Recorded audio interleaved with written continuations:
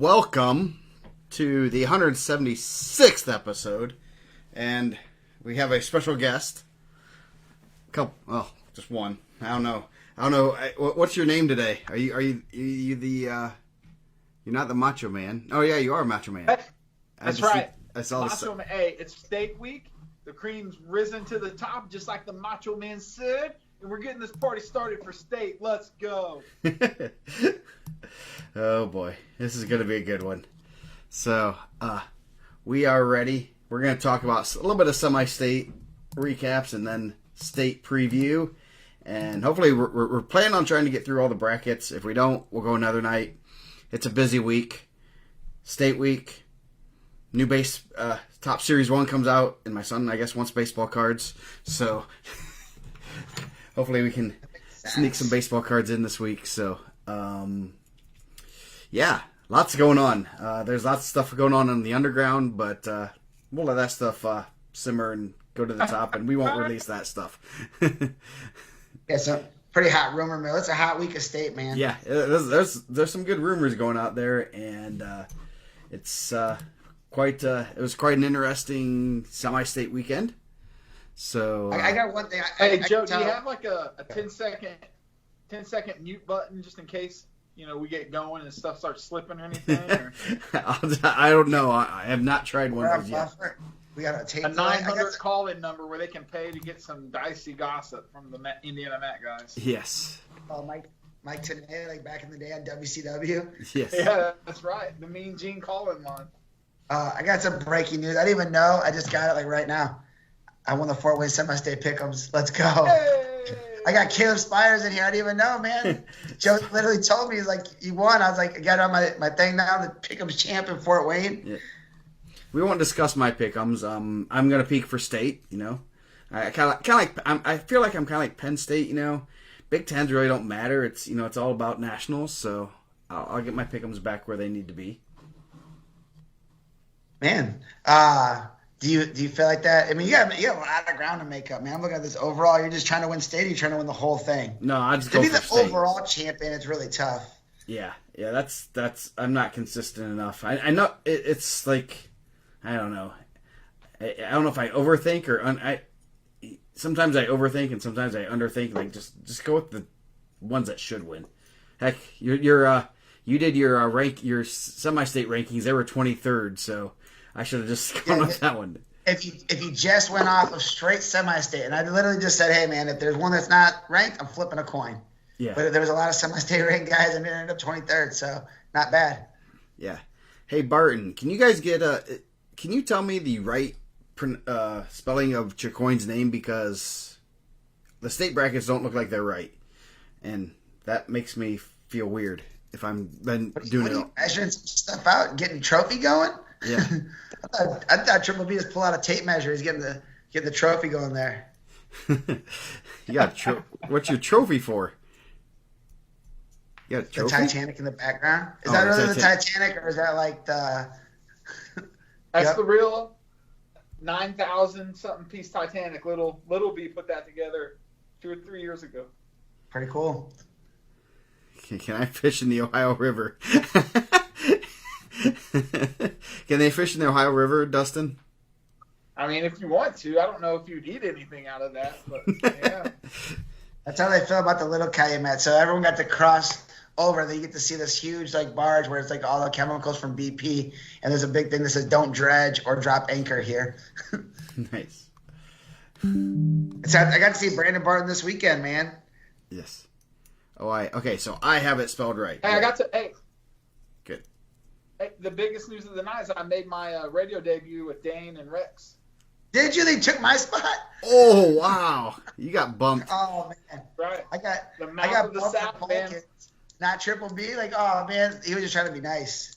I gave him a late answer. Someday they'll appreciate how famous I am. I'm doing radio call-ins now. It's not just guerrilla radio. I've expanded. You've expanded to Adams County. That's right. You've infiltrated Adams County. Someday I'm going to drive to the Eagle just for the show, take a day off work, and just go. Bro, I keep saying on the bucket list. I keep telling them I'm coming up there that they make the food sound good. The one time we went, it was like the one time I went, it was like in the clubhouse. Like it wasn't even in the building. It was like in the banquet hall. Yeah. And they didn't serve any food. Yeah. Yeah, that was now that their food's good. It's good. It's solid bar food. I mean, anything you want fried, it's good. Joe Butler, you can see the pick'em results on our info center. Freaking go to that thing, please. And you can download the world famous brackets. I tried to download them today, found out I was out of ink. So I'm gonna do this straight off of the shit. Yeah, I had a couple weights, but I mean, I probably could grab them. We might not get through all of these. Yeah. So we got the brackets out, got everything out. Last night, if you guys heard any wrong grades by Coach Gable, that was my fault. So don't yell at him because my brackets I printed out, I didn't pull in the right grades. So he kept saying, I'm like, no, don't say the grades, please, because I know those are off. Some of them are decent, So show what well. They were trying to put. They wanted to put our show up on the big screen at RWA and How last week. So yeah, I think we got some listeners at How tonight. So shout out to those guys put on the grind. Nice. Our guy How and Morrison. Bobby Joe, John Morrison, yeah. Nice. Bobby Joe hooked it up this weekend, man. Got me in the hospitality room, got me a free T-shirt, got me paid. I got on the mic for a little bit. It was a good time. It was hot in there, man. It was so hot. I was wearing the IndianaMat Belichick hoodie. Like about halfway through, I was like, I can't even take this thing off. I'm gonna sweat through. I had a shirt sweat through on the bottom here. Yeah. It was cold. It was cold at the Coliseum. So you'll need it this weekend. Yeah, it's gonna be cold because they have ice underneath, just like Fort Wayne, right? Yeah, Mrs. Triple B was like, "Why is it so cold in here?" I'm like, "Because they're literally wrestling on ice. Like underneath the black rubber there is ice." Yes. And I thought about buying. I seen Parrish posted like a tenner selling their hoodies, man, and they look pretty good. I was like, maybe I'll wear one of those. Those guys do a good job, represent for the South. Yeah. Yeah. So, what? Anything exciting you want to touch on at the center at the East Chicago semi-state before we East Chicago? Region Turtle Yeah, Neck. it was a little chippy. I'm gonna tell you, it was a little chippy there. There's some chippiness on the mats. Not too many upsets. I mean, a lot of good matches. The finals were really good. Broadbender and Pellet, I think, is getting overshadowed a little bit. That was a really good match. I think Pellet got a takedown with like 2 seconds left to win. Paul Clark, Brady Beck, pretty good. I mean, some people felt like it could have won either way. Pretty chippy overall. But I mean, overall, just a good day. The guy on the mic did a good job. I thought I did pretty good. I was on the mic half the time, so found out we've been pronouncing Tegan Newell's name wrong the whole year. Tyjon Newell. I didn't even maybe they switched it out, man. I know he's been wrestling real good the last couple weeks. Tyjon Newell, man, who knows? But I mean, it's a good time. I think being down on the floor is a lot cooler. They did a good job with it. I don't think there were like too many complaints. I mean, you're always gonna have complaints about different things, but it was good. I mean, a couple tick-around matches were really good. I mean, a couple ones, you thought were going to be good at them not being as good. But Logansport, shout out to Logansport Regional, went over the 7.5. We'd be paying out if we were actually doing gambling. I usually put it about 7.5. They went 8. That's not bad. Hey, did you see Richmond had 4? I did see that. That was not. I don't think EC wasn't as bad as I thought it was, split wise. Crown Point had the Crown Point Regional, not just Crown Point High School. They dominated. Crown Point killed it. Reading the team scores, I felt like was redundant. Yeah. They're like, get us a team score read, and I'm like, second place, 86, and leading the tournament with 248. Yeah. like it wasn't a tight race. Yeah. They're rolling, man. They look good. They're taking 12, which ties the record, right? Yes, ties the record from second year in a row because 12 is the record officially set by Center Grove. So do they actually sell Christmas cards in the region, or because it doesn't seem like there's probably many sent out. They don't. I mean, I get a couple, but it's not from anybody in the wrestling community. Yeah, like I felt like. I mean, I don't know. You guys are at different semi-states. Is it real chippy between all the teams? That the teams not like each other down there? I mean, I guess I think Avon and Brownsburg, but now they kind of combined, right? Now they're together. Yeah, I mean, you didn't see that like a whole lot at all. There wasn't a ton of chippiness at all down there. So, no, sounds like you guys saw the action up there. I heard the action in Evansville was in the locker room, so I don't know though. That's the thing. But, that's what I heard. I heard that also, man. So the 10-second delay, we're not gonna. But it seemed like you got pretty chippy at Newcastle. I talked to some of those guys too. Yeah, it looked like. I mean, I don't know if that's something we want to touch on or not, but I mean, it's pretty much you can find it on the internet. It's all over. I mean, the internet is forever. People know where to find that stuff, and it sounds like there might be some consequences. I don't know. I guess we'll find out Friday and see who's there, who shows up in the corners, who shows up on the mats. Check the bracket, see if any changes happen. I don't know, man. And I think this is like one of those things. I see someone posting like you never wrestled for dude, I went to a pretty rough high school. I mean, Joe, you've been there. Yeah. Would you say like it's nice? It's not the nicest area. It's in Gary. I think our median income's like 24,000. Like in the community, it's pretty tough. I think I have a pretty good idea of how that lifestyle goes. I mean, I don't know much about Warren Central overall, but I know that like Jim Watkins would have choked me if that was me. Like I wouldn't even have a chance to say anything because he would have choked me. And like he still have his job today because that's what they expect of him. I think that was crazy, but I think there's a lot of heat there. I mean, I know a couple years back, what was it? The older Thrine, Warren Central, and Brevin. There's like a slam, right? Yeah. I mean, who would have thought Newcastle Warren Central would be the rivalry? Yeah. Yeah. No, that was a little crazy, and you know, it's interesting, especially when you come from like when I go to Fort Wayne, you go to Dustin goes up to Evansville, and everything's pretty much the parents and fans are separated. So, but at Newcastle and I guess East Chicago, the fans are in the upper deck, right? Yeah. Yep. So Newcastle, they're right on the mat. So I mean, they're right next to the mat. I mean, you could literally throw somebody into their mom's lap in Newcastle because they're right there.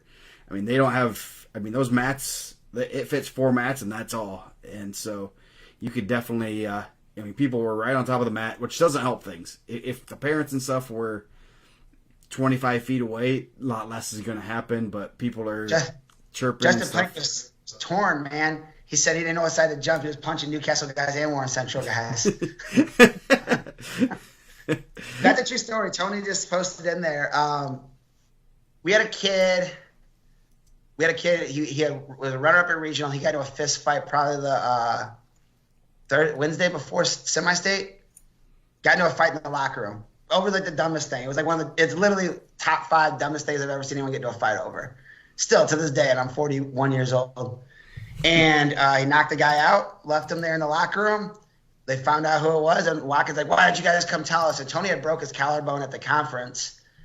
And Tony walks in, and Watkins is like, you should have told me.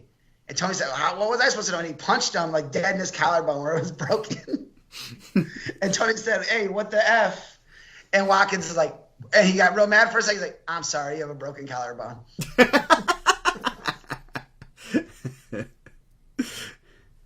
So, it's not. He's not wrong. Hey, so it depends who you're talking to. If I'm talking to you guys, it's Gary. If I'm talking to Paul, it's the township, bro.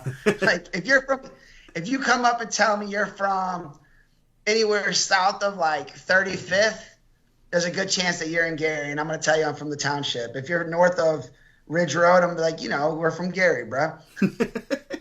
Because no one outside of the region knows what the.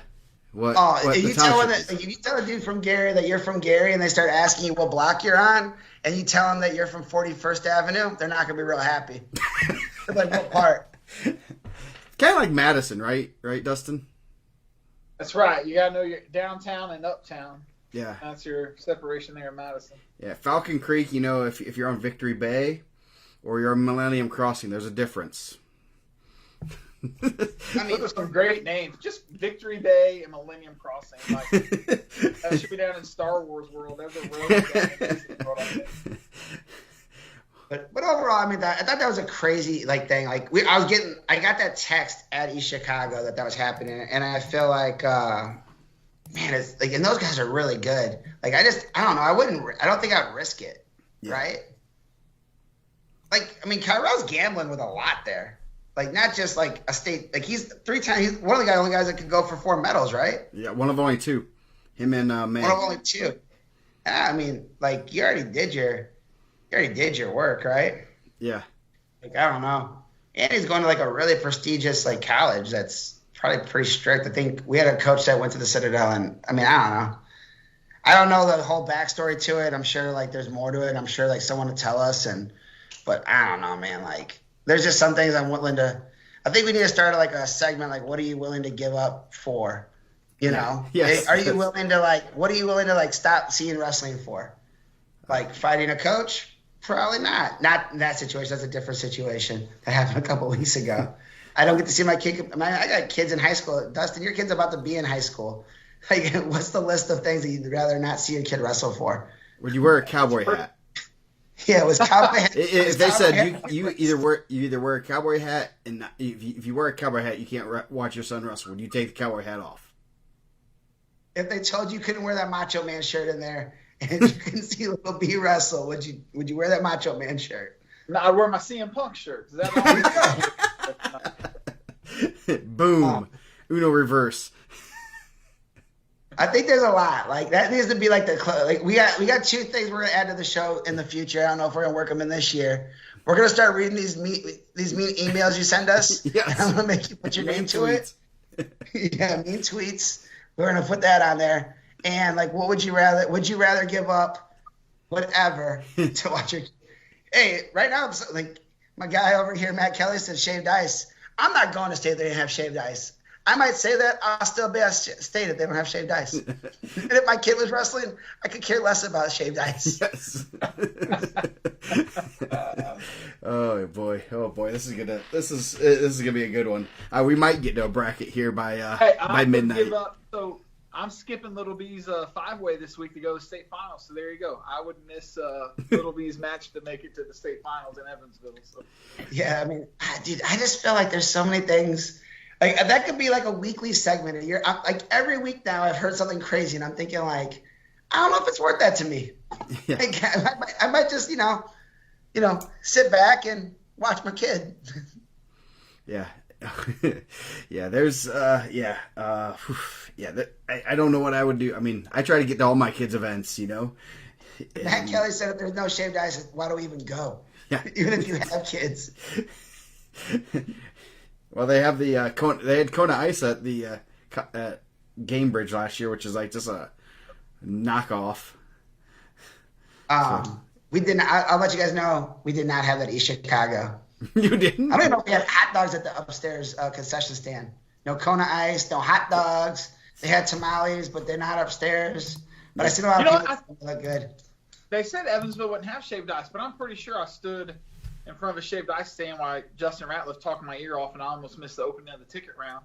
I'm pretty sure that was shaved ice stand we were standing in front of. So you need to hang around better people, Dustin. I mean, that Ratliff guy. No, I mean, you're going to have an upgrade this weekend because you're going to be hanging around with us. I saw that. That was like literally one of my favorite posts of the weekend. And both ways, like his post and your post. I think that's great. Yeah. How about I'm recording him not knowing that he's yelling, call Dustin Bentz, call Triple B. That's what he's yelling as I'm recording him. I have no clue. I was just with my wife, and I'm like, man, this would be a pretty cool moment. Let me find Ratliff and record him celebrating his kid winning semi-state, not knowing he's talking crap to me as he's yelling as I'm recording him. Like, and then I got the phone call from Asher, still heavy breathing, like not 2 seconds later, like, hey, Dustin, I had a dream last night that after I won, I called you and said, you didn't pick me to win. Awesome, Asher. Congratulations, man. Nice. What? But I didn't know you did seating at semi-state. I guess, according to Ratliff, you did the seating? Yeah, that's right. Seated the previews, I guess. I don't know. What else? Ratliff's gonna come after. Well, actually, Ratliff's probably just gonna send one of his 25 kids after me. I know, that's a lot of kids, man. Yeah, how about that, man? I got that call on the way to practice when they released the tickets for parents. That kind of sucks, right? Yeah. I mean, it doesn't suck for us. Like, we're not. I mean, maybe in a couple of years for you, Dustin. So who gets to stay home? I told my wife that story tonight, and she said, I will kill some. Like, there will be death if that happens to us in 2 or 3. If Brenda's now hold on, we're not going to say Brenda makes it. If Brenda's lucky enough to make it to the state, and we're in that position, she said she's going to reach into her Fracona background, dig up some old buddies. I feel like, and I'm like, yeah, man, cool, take your parents. And then people are posting stuff. I'm like, man, yeah, like, and Josh, like, I got 2 kids, and like, how are they gonna? I gotta pay for them to go somewhere else, and we're getting for extra fees. And I'm like, oh yeah, that sucks. And they're like, what if your parents are divorced? I'm like, oh yeah, that sucks too. Like, what do you like? That's not good. Or good for Amish families. Yeah, I think the 4 is good, and obviously everyone wants to have 20 tickets, but I think the 4 is good. Like we said with the kids, if you have a family of 4, one kid qualifies, you're gonna take it. You gotta go find 1 ticket, and someone's gonna be sitting out in the upper deck or somewhere over. Yeah, that's. Man, I think that's. I don't know, man. It's tough. I don't know, man. I'm not part of that. I don't know what the right way is. I always thought like it'd be cooler for me. And now, like, obviously, it sounds like Newcastle and Warren Central don't like each other. Like, you don't want to put those guys next to each other. Yeah. I think every team should be able to get a decent. It'd be nice if you could kind of somehow do it like NCAAs, where each team gets a little bit of an allotment, but you have 98 teams or something there. So that's 98 teams. You can't. Yeah, if you give each team 10 tickets, 20 tickets, that's. What if you gave like a lot by the amount of qualifiers, and then you started like bigger sections instead? Like, I mean, that's what the big thing was for assigning seats, right? Like, you would have someone run down there, hey, we're gonna have this Belmont section because Dave's not on here. No, they're all watching the Haggard, Hershey, and Zelt High School Wrestling Weekly. but like, what if?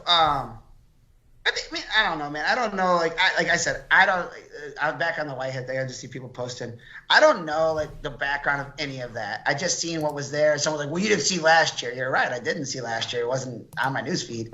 Like, if it was, I would have saw that too. I'd be like, that's probably not right. But I think, like, it'd be better, like, can you just, like, release amount of tickets like they do at NCAAs to a fan group allotted by the amount of qualifiers you have? Yeah.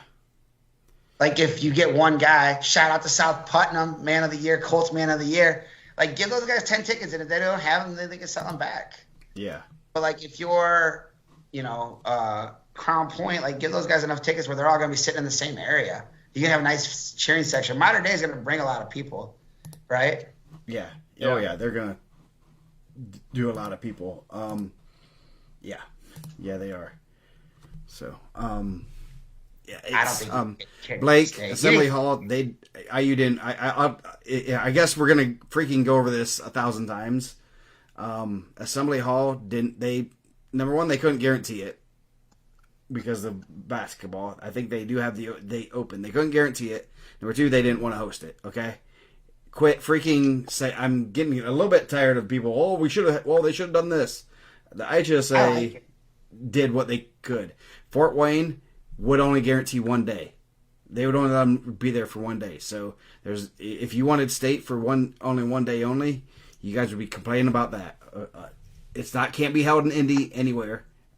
Dang, bro, get off my lawn, right? I'm just tired. I'm tired of the people being idiots and having to say this over and over. It won't be at Indy, so shut up. I like it, man, and I think everyone like gets upset about it, right? And I think that I get asked this question probably almost as much about like rankings when people tell me you didn't see that coming. Like, I don't know, man. I don't see any of it coming, honestly. But I like when they're like, oh, you hate that guy. Like everyone, they'll be like, oh, you don't like this guy posting all the time. The general heavy hands. They're like, you don't like that guy. No, I actually really do like that guy because the more he posts, the more people go at him. The more people that go to the page that are probably gonna hit the rankings that they tell me they don't care about, and then we see how many views they get at the end. Yeah. Yes. I actually like it that it's in Evansville because more people are getting traffic to the site, and I think it's good for us. Yeah. Like, I wish every time that we had a post about it being in Evansville, we also put a link with merchandise in there. Maybe. Can we code that? And then like, oh, man, I hate that it's in Evansville, but that's a sweet IndianaMat hat. I want to wear that. Yeah. So yeah, that's my thing. One thing we can talk about before we get too far, Dustin at Evansville, there was a crazy tick-around match. Correct?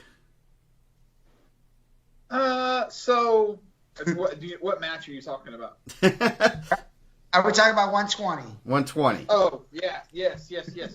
Sorry, I was looking at. I had a match I want to talk about, but yeah, Henderson, Haynes. Kudos to Derek Snyder, man. Like, I've been in Evansville before when, hurt, but you've seen a wrestler, and the fans have all yelled they've taken a dive. I've seen coaches one of my greatest memories was Deckard and Goebel almost coming to blows in a tick-around match one year when I think the modern day kid took the dive to advance the state. So, I mean, kudos to Snyder because that place was buzzing. And when, Haynes wasn't moving, sorry, am I getting Haynes or Ison? Am I getting that right or wrong? Haynes. Yeah. Haynes isn't moving. The place starts buzzing. There's a palpable buzz going through the whole arena. People start figuring out what's going on. And Snyder came over, talked to the ref, called Schaefer over, talked to Schaefer. Schaefer was kind of going, his kid's wrestling on the other mat, and he's kind of going back and forth trying to take care of Henderson. Called him over, they had a talk, and, they injury defaulted. So, huge. I mean, that potentially might cost Brownsburg a state title this weekend, but, like he put on the post on IndianaMat, like, that's not how they roll, man. Like, super kudos to Coach Snyder and the staff there. And I think you're right, man. We've seen it before. I remember there was one at like 171 at Maryville. It was a Maryville kid was winning big, slammed the kid, and he laid down. And I remember like the place went nuts, and you're on top of everybody. And then the same kid came back the next match with a Band-Aid on his shoulder, and he got booed again. And they were so mad. Something similar happened at East Chicago, the tick around at 132. I thought Rivera was slammed. I thought he was going to stay down. He looked pretty injured, and it sounded like he was the one that made the call to continue. You could tell he was definitely injured in that match and went through and did it, man. But it happens all the time. I think it's – and like you said, man, shout out to Derek because it had been the 1 year Crown Point lost. Bedich, what do you have, Seltzer in the semis? He got slammed, and if he would have stayed down – Crown Point would have won the title that year. They'd be going for 4, right? Yeah. And he didn't. He got up, finished the match, and he ended up, losing. And I think he was like, I could have. We sit close enough we could hear what the conversation. And he's like, I just lost us a title. I think if I stay down there, we win. And Bill, I think, told him like, dude, you did the right thing. Like, we would never want to win like that. Yeah. No. The thing is, I mean, Babcock had something similar. Yeah. A couple things with that. Number one, everyone hears slam, and everyone's like, "Oh, that wasn't a slam. That wasn't a slam." That's probably 60% of the time, 60-70% of the time called a slam, and it wasn't. The thing is, when you think of slam, you think malicious intent and everything. It was just good hard wrestling. I mean, obviously, both those guys know that they have to go hard to score on either of them, and you're going to get in positions where you might put a kid down hard. I mean, just like in the 132-pound one, it wasn't malicious. It was just one of those things that he knew he had to return him hard or he's going to get right back up. That type of thing. Yeah. If it's malicious, that's a totally different story and lay down. You have no if the kid's a jerk and he's trying to hurt your kid, yeah, 100%. But so that being that said, Haynes has been a warrior for Brownsburg this year. Torn ACL and just gutted out everything. I remember at the Ironman, and they must have talked to him about like, hey, if we can't get you to the second, in a good position in the second day, we're going to default. And he was losing that last match of the first day, and he wasn't going to win. I mean, I think Derek kind of saw that, and then they injury defaulted halfway through the match or in third period. It was long enough that he kind of knew he wasn't going to win. And I guess Derek, like Haynes was all upset and stuff, and Derek's like, I thought we talked about this earlier. It's not worth it at the Ironman to, do more damage when, it's an important event, but, team state and the state finals are a little more important for them. So, but yeah, kudos to them. I talked to Coach Snyder, and, it's the right thing to do. And, I think, he could, if Haynes would have been able to come back for this week, he's even as a 4, he's going to be dangerous, but that would have been, not the right thing to do. And plus, on top of everything, Henderson was winning. It was 5-1. There's 30, 40 seconds left in the match, I think. Is that right, Dustin? Yeah. Henderson was up 5-1, 40 seconds to go. That would have been 7-1 had that takedown been finished. Yeah. So, and not to say the match was over, but he'd controlled the match for 5.5 minutes. So, that kind of type of stuff. And I think that played into it a little bit. If it's tied or Haynes is winning, I think there might be a different story. But, or it's a 1-point match maybe. So I don't know. I guess we won't find that out. But kudos to them, and hopefully. Hey, I got to talk about 150 before we move on though. Is this Pike and Franklin that Blake just talked about? Yeah, that Blake just talked. And that's the match that was in my head when you asked about an exciting tick around match. If you have Flow, go back and watch bout number 62, 150 opening round. Emmanuel Akapadija and Cameron Summers from Franklin. So Akapadija at the end of the third period takes his second injury time, has the period in. So going into the minute overtime, he takes his second injury time. Summers has choice. Summers takes down. Akapadija then rides them for the whole minute in overtime. I'm talking like we're going out of bounds. Summers gets away at the last second on the edge. Akapadija shot. His knee shot or something. He's having a hard time getting up. He's willing himself back to the center. The crowd's getting restless. Then they go into the second overtime, and Akapadija gets rode out. So now we're in that third second overtime. Summers gets away, and they both just kind of pause. And Akapadija pouts for about 2 seconds, and then blast double Summers with 5 seconds to go, holds on and wins 6-5 to get to the ticket round. Where then they only lost 5-3 to Vanover. That kid, I don't know what was wrong with his knee. Man, one of the best first round matches I've ever seen. So if you have Flow, go watch it. It's a great match. Bro, that's crazy. I think we were studying like matches that were happening at that time. You guys we were on the same time zone. That Cameron, Cam Woods and Max Quiros, that was 24-20. Yeah. And it was like a big Woods got up huge, and I'm like watching. I'm like, bro, he's gonna come back, and he's cutting him and taking him down. He's like looking at the official, just kind of laying there. He's like, yep, that's one. Just spins behind. I'm like, bro, he might get him here. Nice. It was wild. And then at 150, my Triple B guarantee, Hunter May comes through with the big dub. Quick dub too, right? Yeah, Spladle, first period Spladle, and then gets pinned in the finals in a crucifix. I've never seen somebody pinned in a crucifix, but Krestia, man, like Hook and Half said, man, he wrestled like somebody kicked his dog all day long, like shaking hands, slapping hands, running off the mat as fast as he could, and he had taken down May twice, and then a scramble, he just hooks the leg, hooks the arm, and hits a crucifix. So it was almost like the old Rey Mysterio crucifix you used to see on Monday Nitro, but it was nice. And got the pinfall. So, yeah, there's some good stuff. Fort Wayne. Anything else from yours, from Evansville, Dustin? I guess before I talk anything about Fort Wayne. No. Go ahead. Go on to Fort Wayne. Okay. Delta won. Nothing too nothing. No big time drama. And the 190 got blown up early. And just the brackets that we kind of thought were kind of crazy. I don't know. Delta looked pretty good from the beginning. Nothing, no major upsets. 150 was kind of a crazy weight class. I do not think we would have picked that one. That was just a lot of guys that just started wrestling well.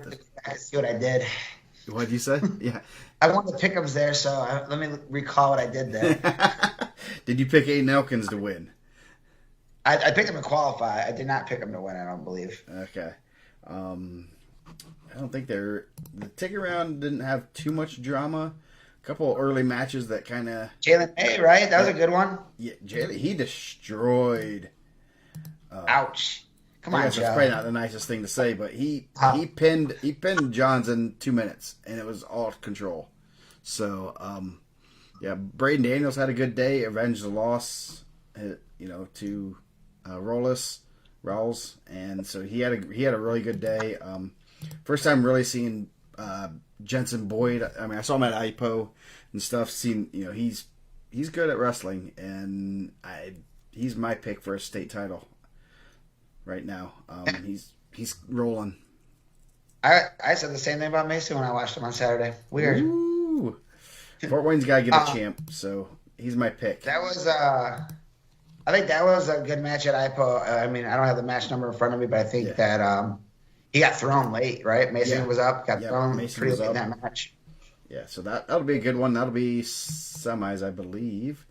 And we get to see that in the semifinals. Yes. As when I got the brackets yesterday, I'm just like I see them all. I'm like, this is like Christmas morning. You're looking at them like ooh, and stuff. So I don't think Boyd's a lock, but I will. That's gonna be good. So geez, where'd Mike go? Dustin. Mike left. He said he's out. He just done and left. We're 40 minutes in, and we haven't talked about any brackets. We're going to get over the brackets. We're going to start at the big guy. We're going to do it like they do it on Friday night. We're going to start at 150, go all the way to heavyweight, and then go down to 106. So, last night we got to reveal the brackets. Hopefully it was a good show. It was a lot of fun to do, trying to keep it about an hour and a half and try to say a little bit about everybody. So that's the hardest thing is... And I'm still amazed by how Coach Gable did all that by himself. So that's and you're impressed by his choice in vehicle too, right? Yes, yeah.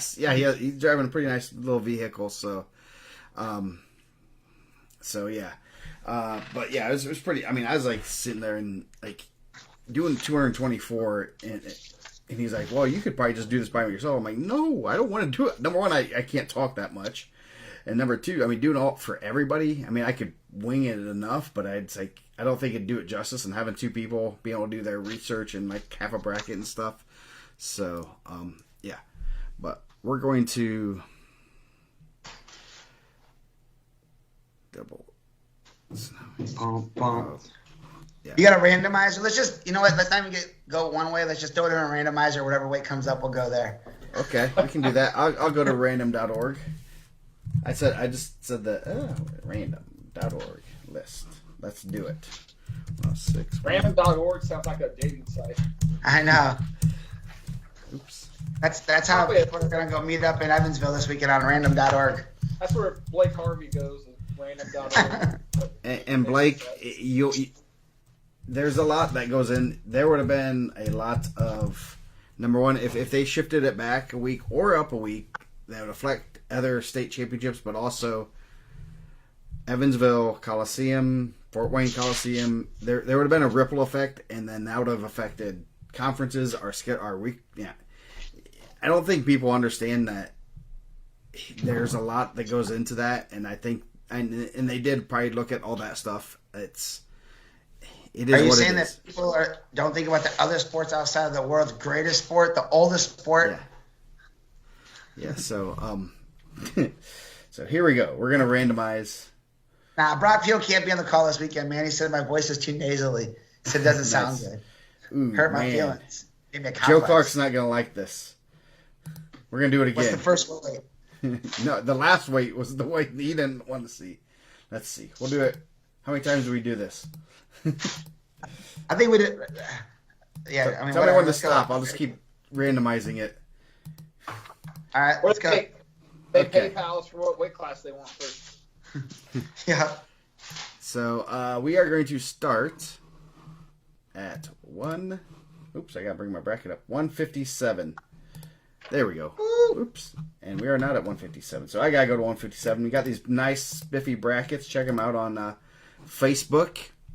So some pretty nice brackets. They have the rankings in there. These are like a little bit more fancier graphics, but we do have the ones that have rankings, state rankings, and semi-state and state. So yeah. Oh, Nick's on here. Too yeah, cool. shout out Nicky Dubs. Yeah. Too cool to come to state with us and hang out with I'm his friends. disappointed. I thought it being in Evansville, he'd come back, bring his boombox. Yes. Bring the boombox, everything. So, okay, we're going to start at 157. You got Mitchell Betts, Michael Kane, 3-11. Mason Day, Bo Brabender. So, that's going to be an interesting Mishawaka-Brownsburg match. And you got Cashman, Russell, Van Tichel, Stitz. I believe Van Tichel beat him 5-4 at Al Smith. Six of the 8 were at Al Smith. So we're running back that whole bracket right there in the top half. So that's going to be a lot of fun. And that was won by Brabender, and that'll be pretty interesting. Are we just going to the top one? All right. Yeah. I didn't know. Yeah, Betts, his only loss was at Al Smith. That'll be a good Friday night matchup.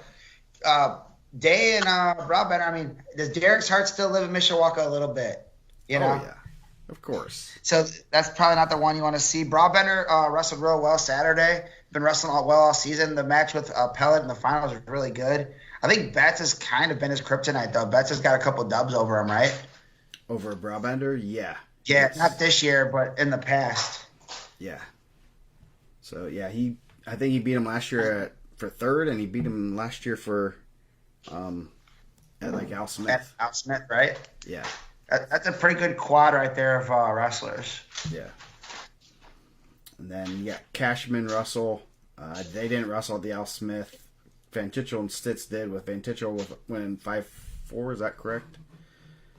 There's a website. I thought did Van Tichel beat him? I thought Stitz won that. Maybe Stitz won that. I might be. I just remember on my notes it was I did have that in there. Then there was one of the weights where we started to get ready to go, and I saw that Gable I thought Stitz beat him twice. Yeah, Stitz beat him at Team State 4-0, and he beat him at Al Smith. Maybe he didn't wrestle him at Al Smith. Yeah, they didn't wrestle at Al Smith, right? Or they wrestled at Team State, and Stitz won 4-0. no, they wouldn't have been at Team State. They wouldn't have wrestled. Crown Point didn't wrestle Center Grove at Team State this year. No? No, so he would have wrestled. So Oh, man, yeah, I'm it was looking 4-0. Yes, sorry, Stitz did win. Why did I have 4? What's happening right now? So Why is y'all doing that to me, man? yeah, Put him on one IHSA show. Now he's got all the answers. I already did a lot of the research. Any that's gonna be another good. Cashman with the state medal.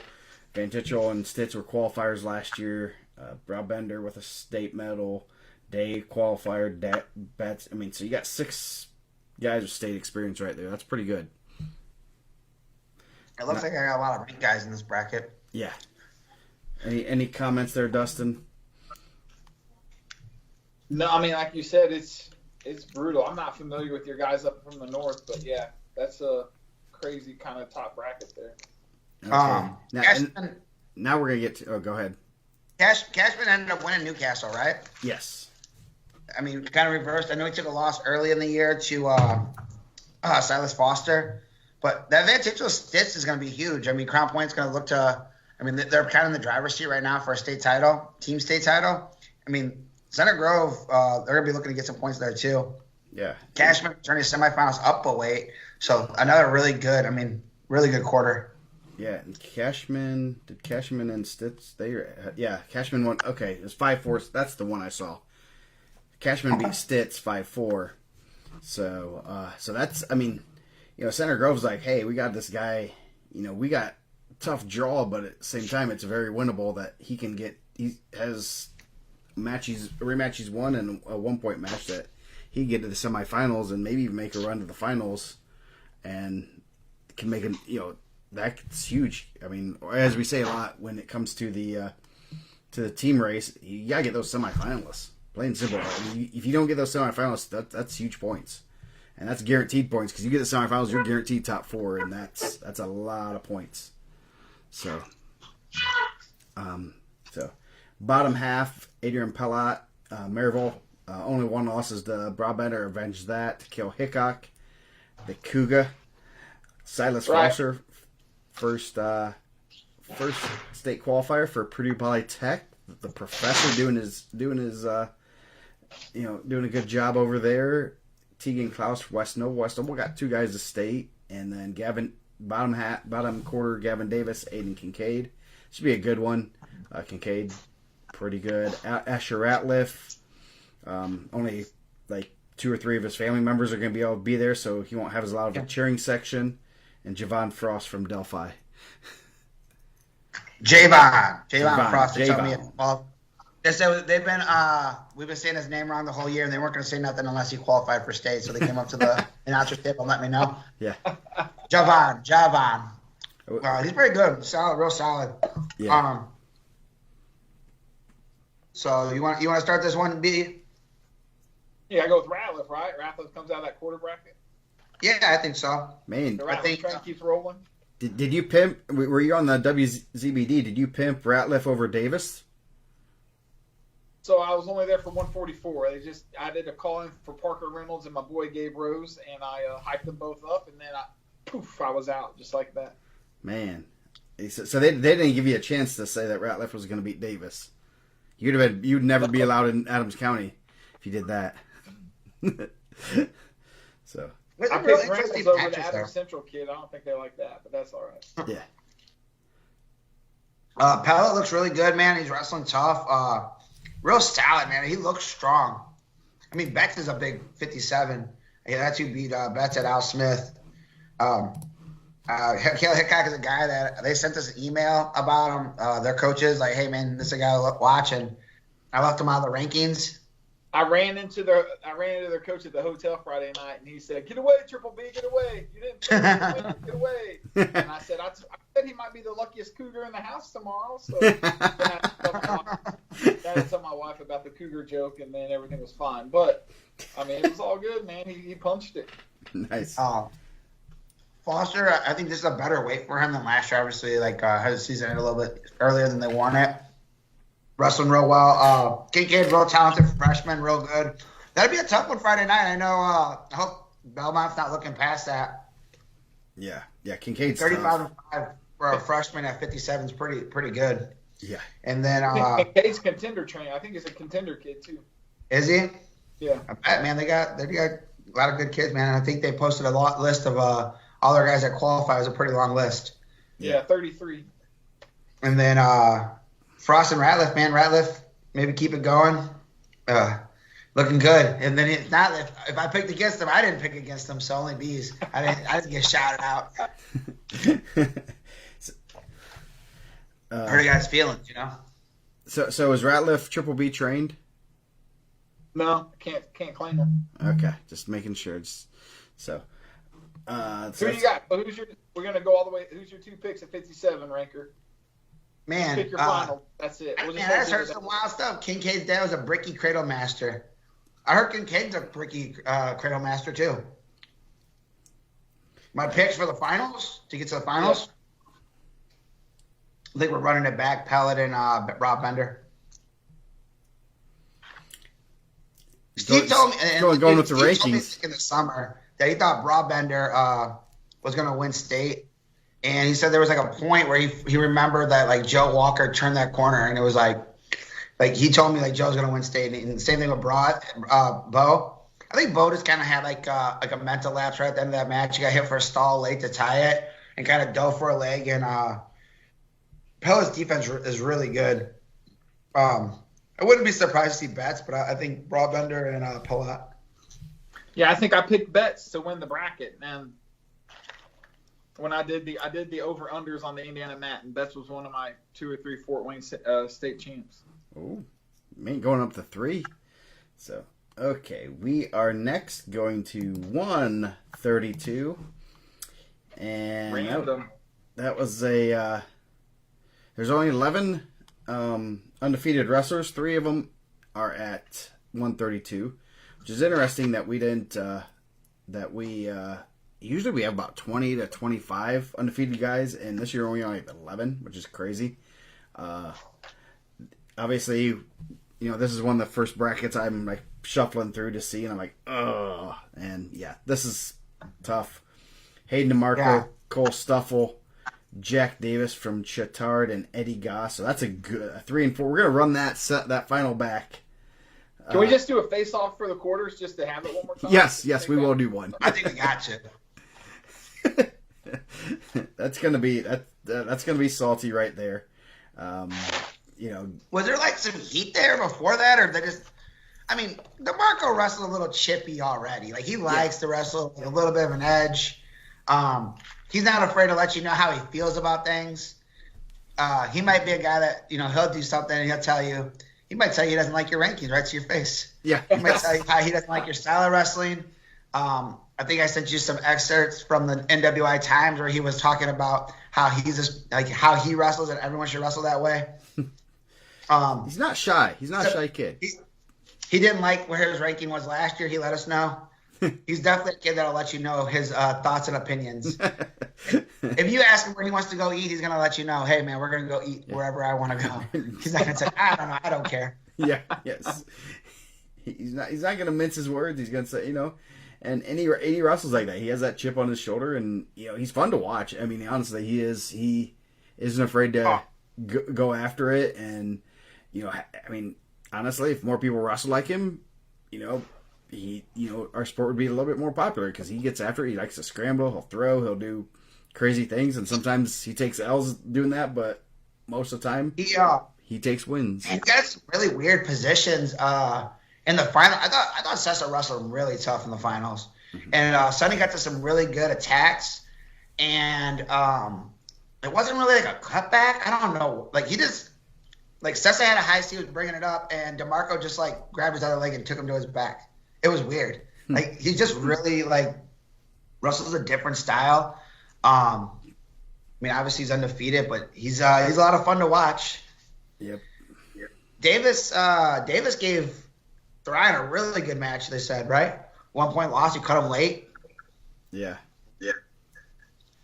So that's not a given on Friday night. They said he's a big 32. I know he wrestled some 38 this summer.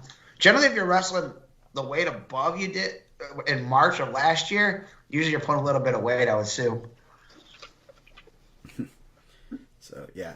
Then you got Bradley, Dylan Fernandez, Keith Parker, Cole Vandegrift. Vandegrift had a good couple wins.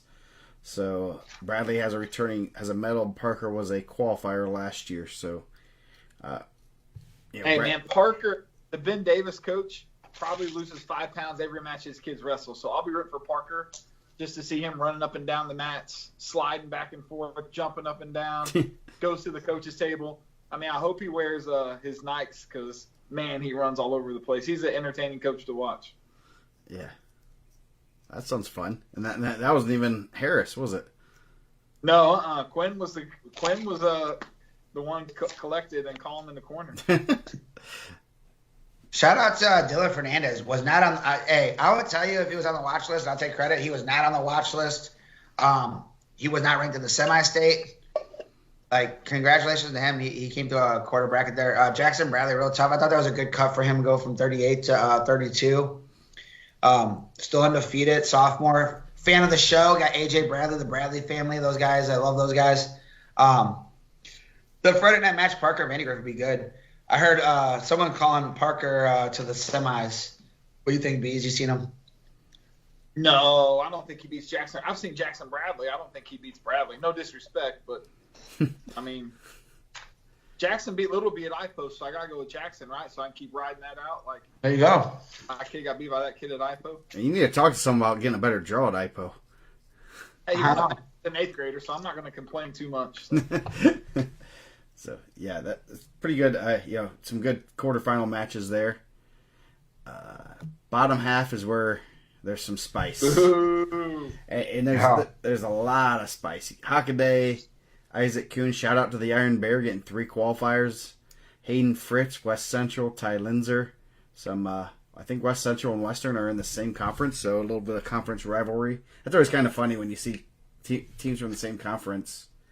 Are they in the same conference? Maybe, no, even not. Maybe no. It's Western and Hamilton. Harrison and those guys, right? Yeah, Western and Hamilton Heights are. I don't think West Central is, but I'll check. There's a website for that. So, what's your thoughts on that, Mike? I'm not a big fan of how that came out. Like that's like you said, like you run to the bracket. I think now with like the advent of the television, the moving picture, and you're gonna broadcast this. Like I think that's the match. Like you put them on opposite sides, and hey, great for DeMarco and great for Jackson Bradley. They're undefeated. They're on the other side.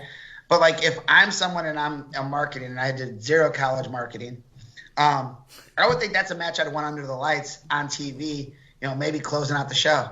Like 2 state champs, 2 guys that were two guys are in the national rankings at some point. I think Hockaday still in the national rankings. I don't know if Thrion is. Yeah. But you know, those guys that'll be a good one. Fritz and Linzer Friday night. But I mean, Jake's kind of gone to the state and done his thing 2 years in a row, pretty good. 3 years in a row now, going back. Yeah. No, Fritz and Linzer aren't in that quarter or in the same conference. It's Kuhn and Linzer are. But yeah, that's a yeah. When you say that about marketing and stuff, and now that you guys just say TV is the only one broadcasting the finals, they're living on those subscriptions. That's a big one to you can get a lot of subscriptions off that one. So I don't know. It's one of those things that I know. I can tell you this. I do know this that they are talking about seeding team sports like baseball and football and stuff at the IHSA. So that would give you inclinations that they would maybe be open to seeding, doing a pseudo seeding here of which, of the ones and, of the champions.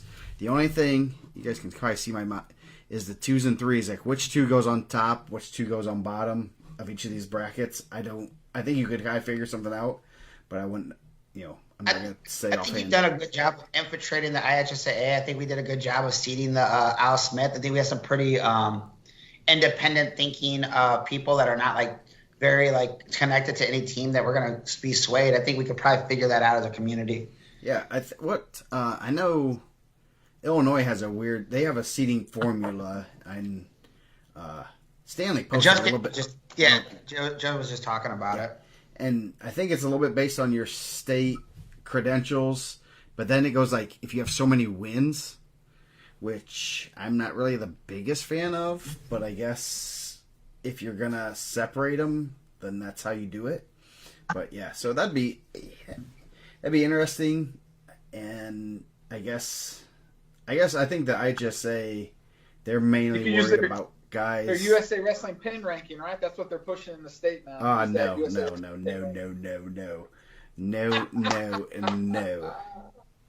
We will not use the pin ranking. Joe Butler said it too. It's the pin system. Oh, no. Joseph, I'll ban you for that comment. No. I don't know. You could do, all you do is seed 4 guys. In all honesty, you got to seed 4 of them. And, you can use logic to seed them. So, and then go from there. So, anyway, then the bottom quarter bracket, a lot of spice there. You got Carter Field and Sonny Sessa. They're no strangers. Nope. Last year, Friday night, they wrestled the same match. So, that'll be interesting to see what goes on there. Field looked good this weekend. He's wrestling pretty good right now. Obviously, Sessa's wrestling really well, avenging some losses. Then the winner of that will get the winner of Thrine and Chef.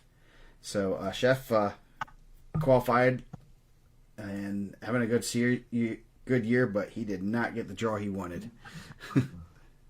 But he's going to get an undefeated guy no matter what. So right.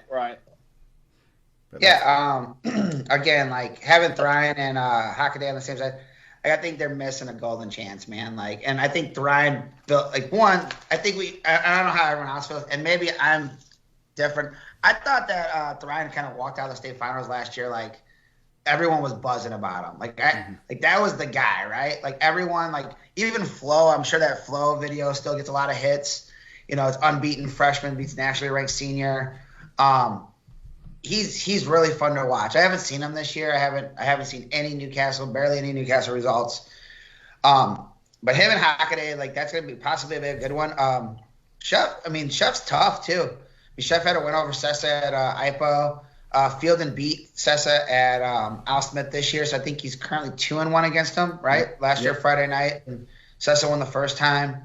I thought Sonny wrestled really well at down the stretch. I think he wrestled really well against Mount Carmel. He bumped up and beat Damian Resendez. Wrestled really well Saturday at was in the finals. I mean, his last couple of losses have been to DeMarco, I think, regional and semi-state. So it'll be see who makes the most adjustments. Is the Garrett staff going to make the adjustments and keep winning, or is Crown Point going to come with a different plan and see if they can pull one out? I think their styles are very. I think they have styles that are very like water and oil, right? Fielding can get some big moves, kind of score big points, and Sessa's going to stay in front of you and keep moving and grind out wins. Yeah, and it's interesting. Fielding's kind of figured them out twice, but they're gonna have to. It's gonna be adjustments. Who's gonna make the better adjustments, and who's gonna make the right adjustments? Sometimes you like, hey, well, let's try this, and sometimes it works, sometimes it doesn't. So, yeah. Hey, McMurray asked if I'm sleeping. I'm not sleeping. I'm just sitting here, so thankful that we have access to a bar this year in the premium seating with some of these Friday night matches. And I hope it's open Saturday morning for the quarterfinals, because I would be ready to hit some beer before these matches in the quarterfinals. Is it a beer only? Can we get some Bloody Mary Saturday? Because, man, yeah. That makes it for a rowdy weekend. Yeah. I'm like Fielden and Sessa and a bar. Like, man, it's going to be great Friday night. That's awesome. Oh, man, TJ coming at me, man, that's my guy, too.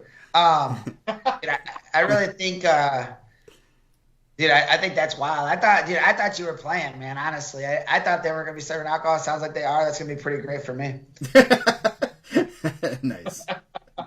Very good for me. Nice. Okay. We are going now to... Who's your two picks? Who are you picking for the finals? I'm going to say Hockaday DeMarco. I think that would be a good... Yeah, that's one I want to see, because I think both wrestle a fun style, and it could be even if it's a 3-2 match, it's going to be exciting. It could be a 15-10 match, because Jake's not afraid to do the same. I mean, I want to say they're almost mirror wrestlers of each other. They're not afraid to mix it up. They like to score points.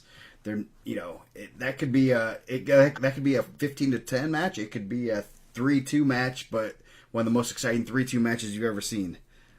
Oh yeah, I agree. We're on 3 for 3 on that. That's what I got too. So we are going up to 175, and we're going to start off with Dustin Bentz, who he's taking his services to Floyd Knobs. Bray Emrine having a real good year. His only losses to a guy at 165 who's having a good season. He has Aiden White, Crown Point, and then we got some another salty man. I just looked through these matches as I was going through I mean, it'd be cool if someone just videoed something like one of us is looking at these brackets, and it's like, oh, Harden and Russell, two guys with state medals. Friday night, Delta's in the mix. I didn't even know Harden was in the bracket. I thought there was a text that went out in our group, the Saturday morning sectionals, that said no Harden.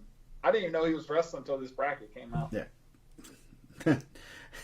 Geez, that's how much you pay attention to anything north of Indy.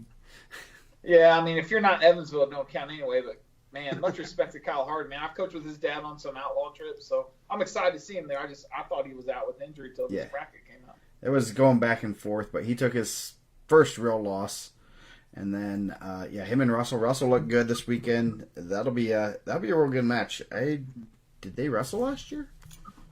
There's a website for that. Go ahead, Mike. What do you think? Yeah, Emrine having a really good year. That's a tough. I mean, I'm sure that White feels like that's a spot where they were hoping probably not to get Emrine. I mean, I don't know who you wanted out of those 4. But that Harden-Braxton Russell match, I mean, 2 guys with medals, that's going to be a tough one. I haven't seen Kyle this year, so I don't know how injured he is. Hopefully he's a little bit getting healthier as the tournament goes on. But I think that'll be a good one. Kind of differing styles, too. Yeah, Harden beat Russell 3-1 last year at state. So, yeah. That'll be a good match. Going down, Aiden Costello, Noah Sumner. First round, Aiden Costello still undefeated. Leish Detweiler, Michael White. That should be a good match right there. They have a little bit of a common opponent in Chase Leach. White beat Leach, and Detweiler lost to him, but Detweiler is a big 75-pounder. That's going to be a good match right there. Yeah, Costello got a forfeit in the finals at Al Smith, wrestling really well. I'm sure Sumner will be ready. I mean, you guys seen him this weekend. I know those guys that train with Martinsville and Briar Runyon and those guys. They look like they know how to lift weights. Briar looks like he knows how to lift weights too. Detweiler and White, that'd be a good one. I think Michael White's a guy that kind of under the radar a little bit at 16. Detweiler returning medalist. That'd be a good Friday night match. I think White's had some really good wins this year. Actually, Aaron Johnson's the head coach at Martinsville now. Oh, is he? My fault, man. Trained at Foxcatcher and stuff. Yeah, so. That's pretty good. Oh, Aaron Johnson, the dude that used to do it was like an indie doing jiu-jitsu, that guy? Yeah. Nice. That's a good coach.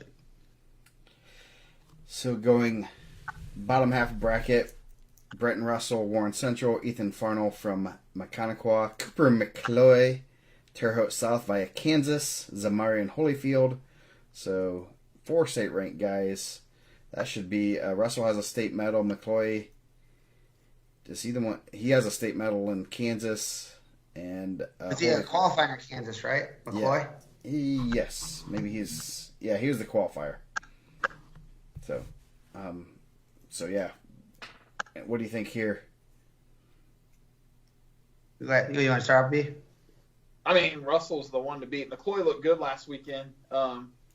He was, being behind Bray and Klauser is a pretty big bracket. And I don't know if he's underranked or not. I mean, it was hard to rank, coming in from Kansas. But I wouldn't be surprised if he pulls the first round win there. But yeah, I think Russell's the favorite to win that quarter bracket for sure. Yeah, I think there's a lot of exciting wrestlers there. I haven't seen McCloy this year. Zamarian Holyfield took the default loss to Costello at East Chicago. His other loss was to Costello at the Harvest Classic, where he was injured the first time, so that's kind of why he doesn't have those numbers. He had a really good ticket round match with Cameron Crisp of Maryville. He's a real explosive guy. I think he has some big move too. So if McCloy is a guy that likes to go big moves, so does Holyfield. Russell, I kind of say it on here a bunch, and I know his uncle's in here. He's probably one of my favorite wrestlers in the state just because he's the guy that just lets it fly. Like, he's going to go out there and just going to keep going, and he's going to put up big points. He's not afraid to throw people. And a guy that doesn't coach, that's not, worried about having that stress, I think that he's a guy that, I like to watch as someone that watches wrestling because he's a guy that's going to put it on the line. Yeah. Sounds like his uncles helped him train, took some of that old Newcastle wrestling over to Warren and helped him be a pretty good wrestler over there for those guys. I know he's spent some time at number 1.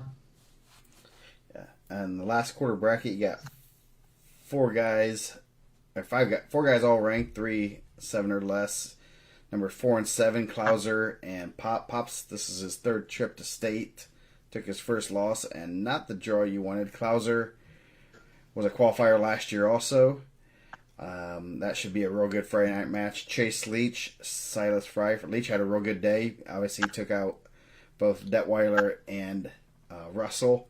So beat 2 guys with state medals on his way to put himself in a solid position. I mean, no matter where you're getting put here, there are going to be some good matches. So this is his 3rd trip to state. So some guys with a little bit of state experience, but no state medals. Yeah, I think I started the bottom part. Leach looked really good at the Al Smith. I thought he wrestled real solid. That's Russell's only loss. Fry came as a 4, right? He's a 4 over a 1 that worked his way through the bracket at Newcastle. Russell's in that Greenfield Central room, which is always really good. I'm really excited for Klauser to be back and be healthy. It was really tough watching him last year and how much he's put in. I think I don't know the Center Grove records, but it looks like he's had a really good career for those guys. Seems like the family is really good. Pop's really solid. Just looks strong. He's a strong kid, man.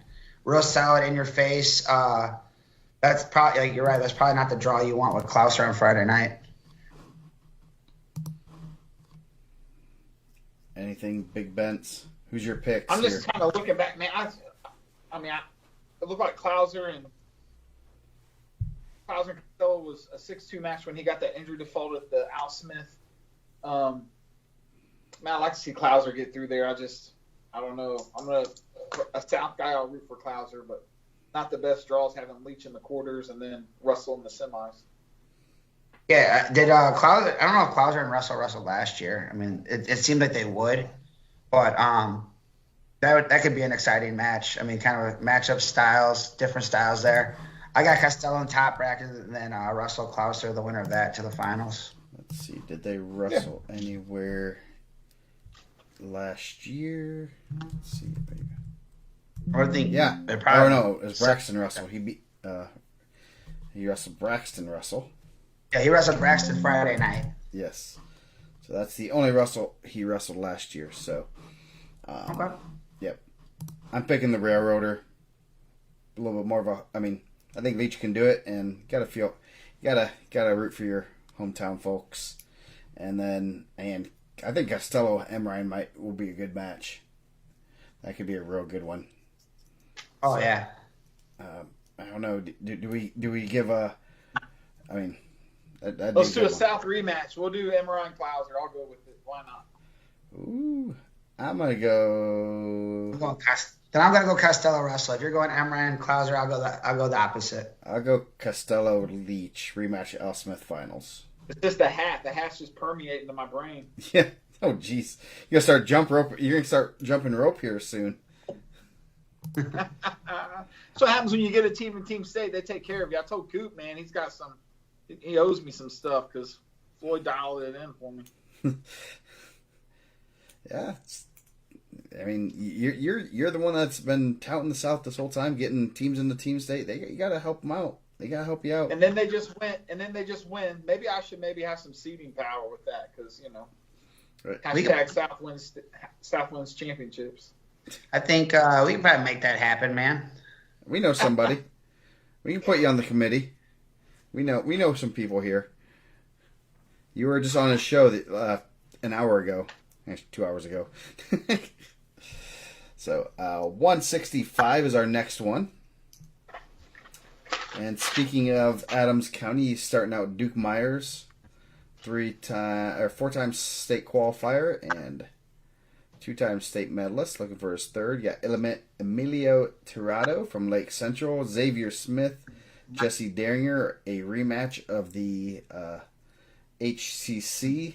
I think it was a 15-10 match, so that might be a good one on Friday night with Smith winning, hence why he's ranked higher. So, what do you see here, Mr. Mike? Mr. Dustin? Duke Meyer having a really good career. I mean, Tirado, I think we said it last week when we did the East Chicago. There's always a Lake Central guy that's double-digit losses that makes a run. And he won a really good tick-around match where he came from behind to get the dub. Grinder, man, just a kid that stayed in your face for 6 minutes. So, did he wrestle Meyer at Al Smith? I know Tirado ended up placing. We might have ran into each other. Let's see. Luke's doing a really good job there with those guys. Like I said, anytime you can get a guy to the state finals that has 13 losses, it's pretty impressive.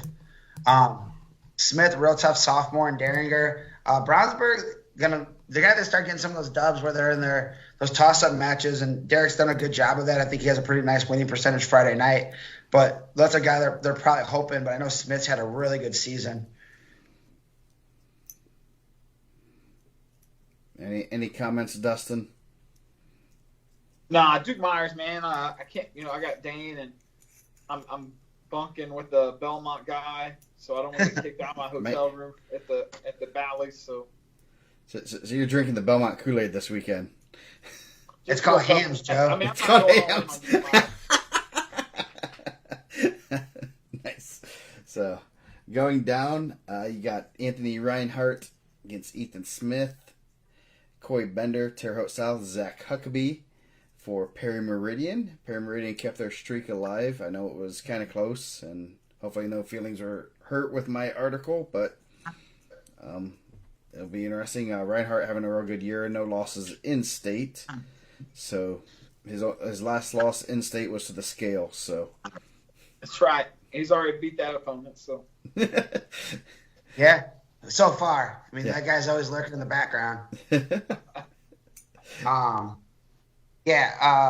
Dude, he's wrestling really good. I think we've said it a couple times when you have a guy that's really good in the top position that can turn dang near anybody in the state. He's really tough. He wrestles a style where he's gonna get takedown and turn people. Ranked number 1 for a reason. Bender Huckabee, that'd be a good one. I thought Bender looked really good at Team State. Just kind of watching the matches when I was watching Terre Haute South, just because I was at home with a bad back, and I wanted to click him on because I haven't seen a lot of Terre Haute South this year, and I thought he was really impressive. So that'll be a pretty good one. Huckabee's been there a couple times.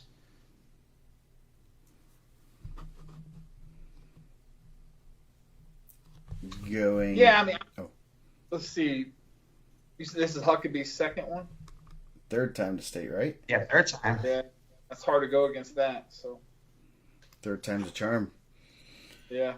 So, bottom half bracket, Waylon Kressel. Only losses to Reinhardt, Oliver Hallett from Indian Creek, Isaac Sinks, Harrison via Kansas, and Cabe Stebbins from Delta. So everyone's ranked in the top 8 in this quarter bracket. So, you got 6-7 losses between all 4.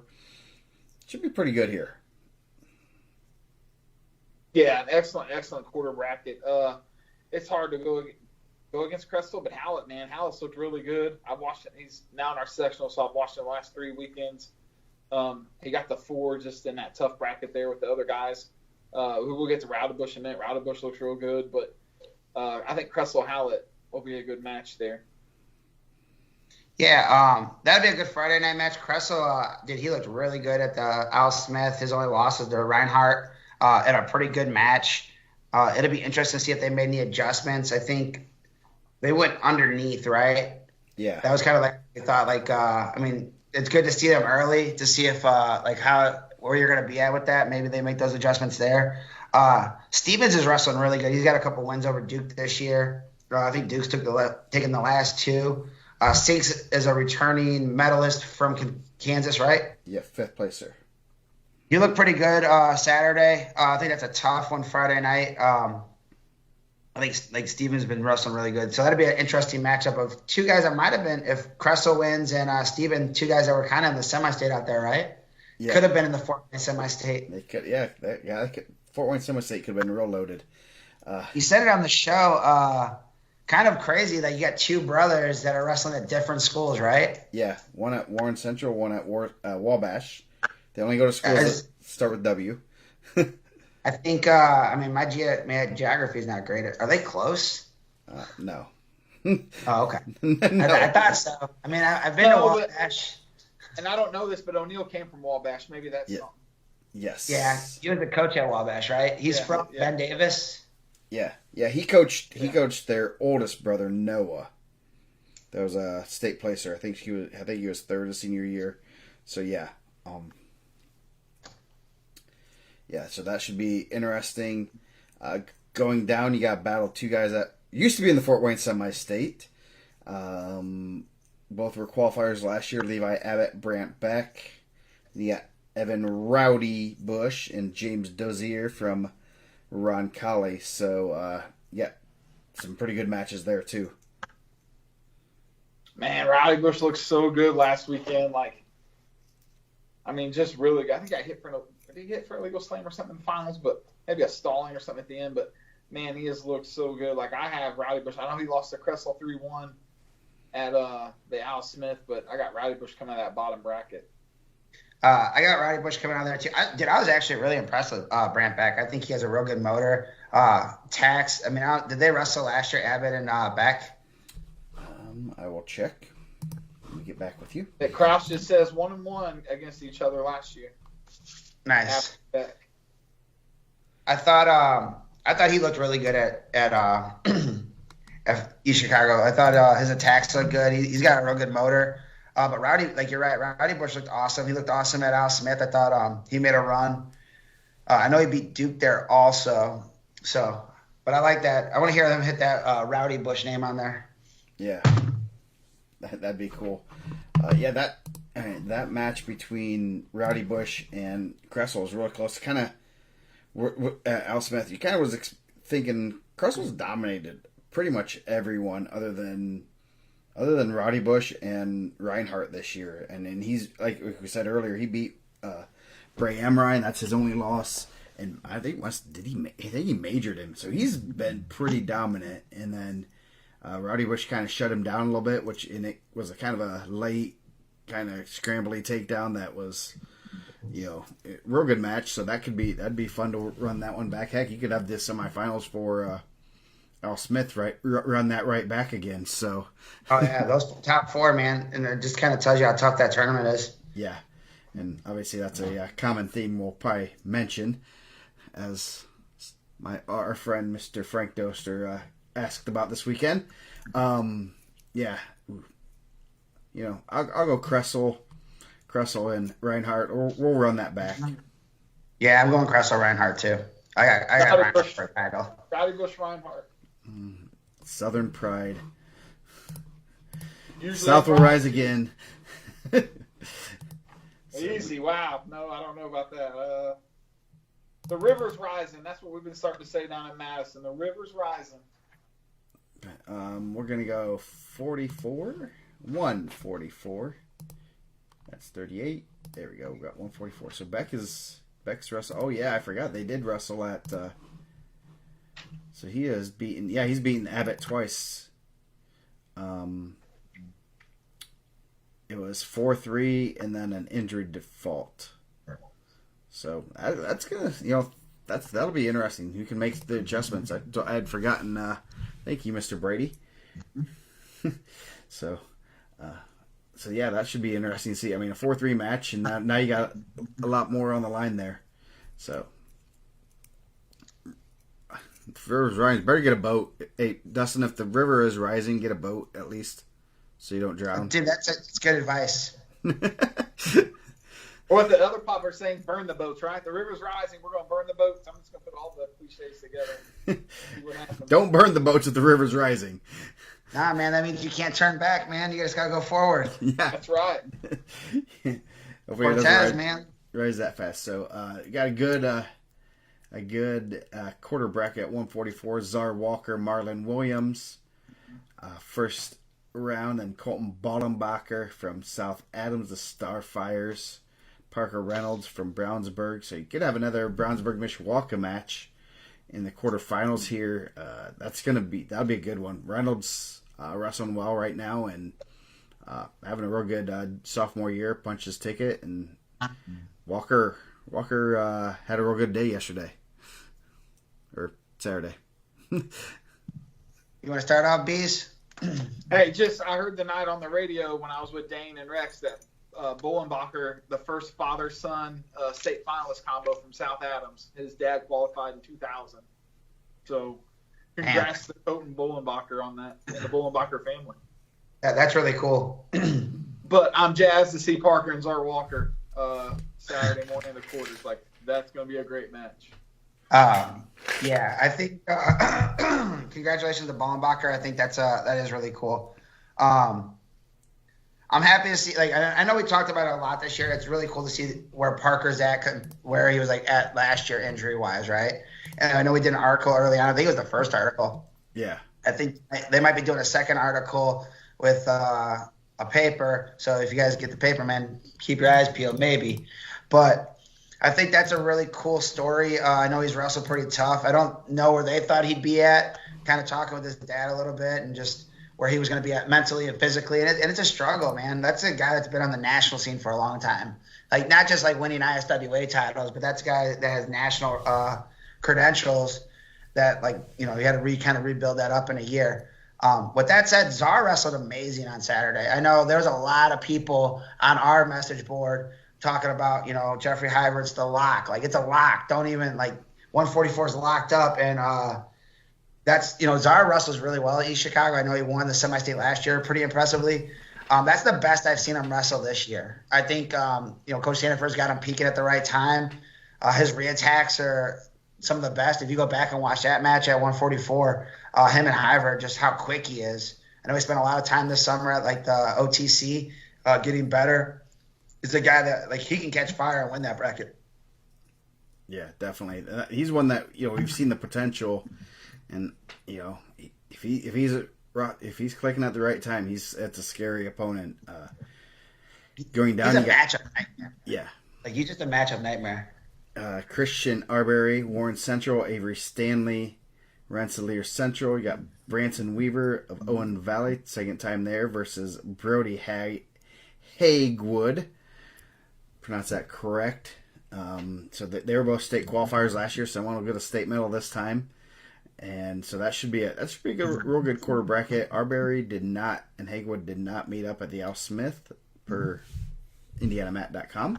And so that should be a good one. Stanley was not a qualifier. I keep thinking Stanley was a qualifier, but he wasn't. But that should be a good one. Good quarter bracket. So I had a real interested girl at practice about Avery Stanley's draw.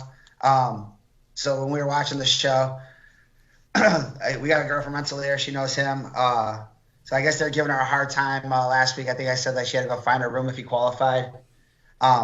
They were giving her a hard time on the wrestling team. She wrestled. She was a qualifier. Arbery is really good, man. He's solid. I think if you're gonna he's a guy that's not gonna give up a lot of points. He stays in position well. I think we've seen those in those Reese Courtney matches that have gone to overtime. He's not afraid to throw guys. That's how he beat Walker. That's Walker's solo loss. Kind of got to was double unders and body locked him OT. They said Weaver's real funky. They said he's doing a lot of high level funky stuff. And Hagler likes to score points, so that could be a pretty good Friday night matchup. Or those guys maybe go do some stuff that's going to be pretty exciting. I know they're saying they're calling for Jonesies and cutbacks and a lot of different stuff when he was wrestling Reynolds. Stanley had a brother that qualified, right? Mike? There was a Stanley that qualified. I'm not sure if they're brothers. Okay, that's what Spikes was saying. What's your thoughts here? Actually, Spikes is my guy, man. I mean, Weaver's only loss is to Reynolds, but I don't know if Owen Valley probably wrestles the schedule Warren Central does, so I like Arbery coming out of there for sure. Some great Saturday morning matches there, though.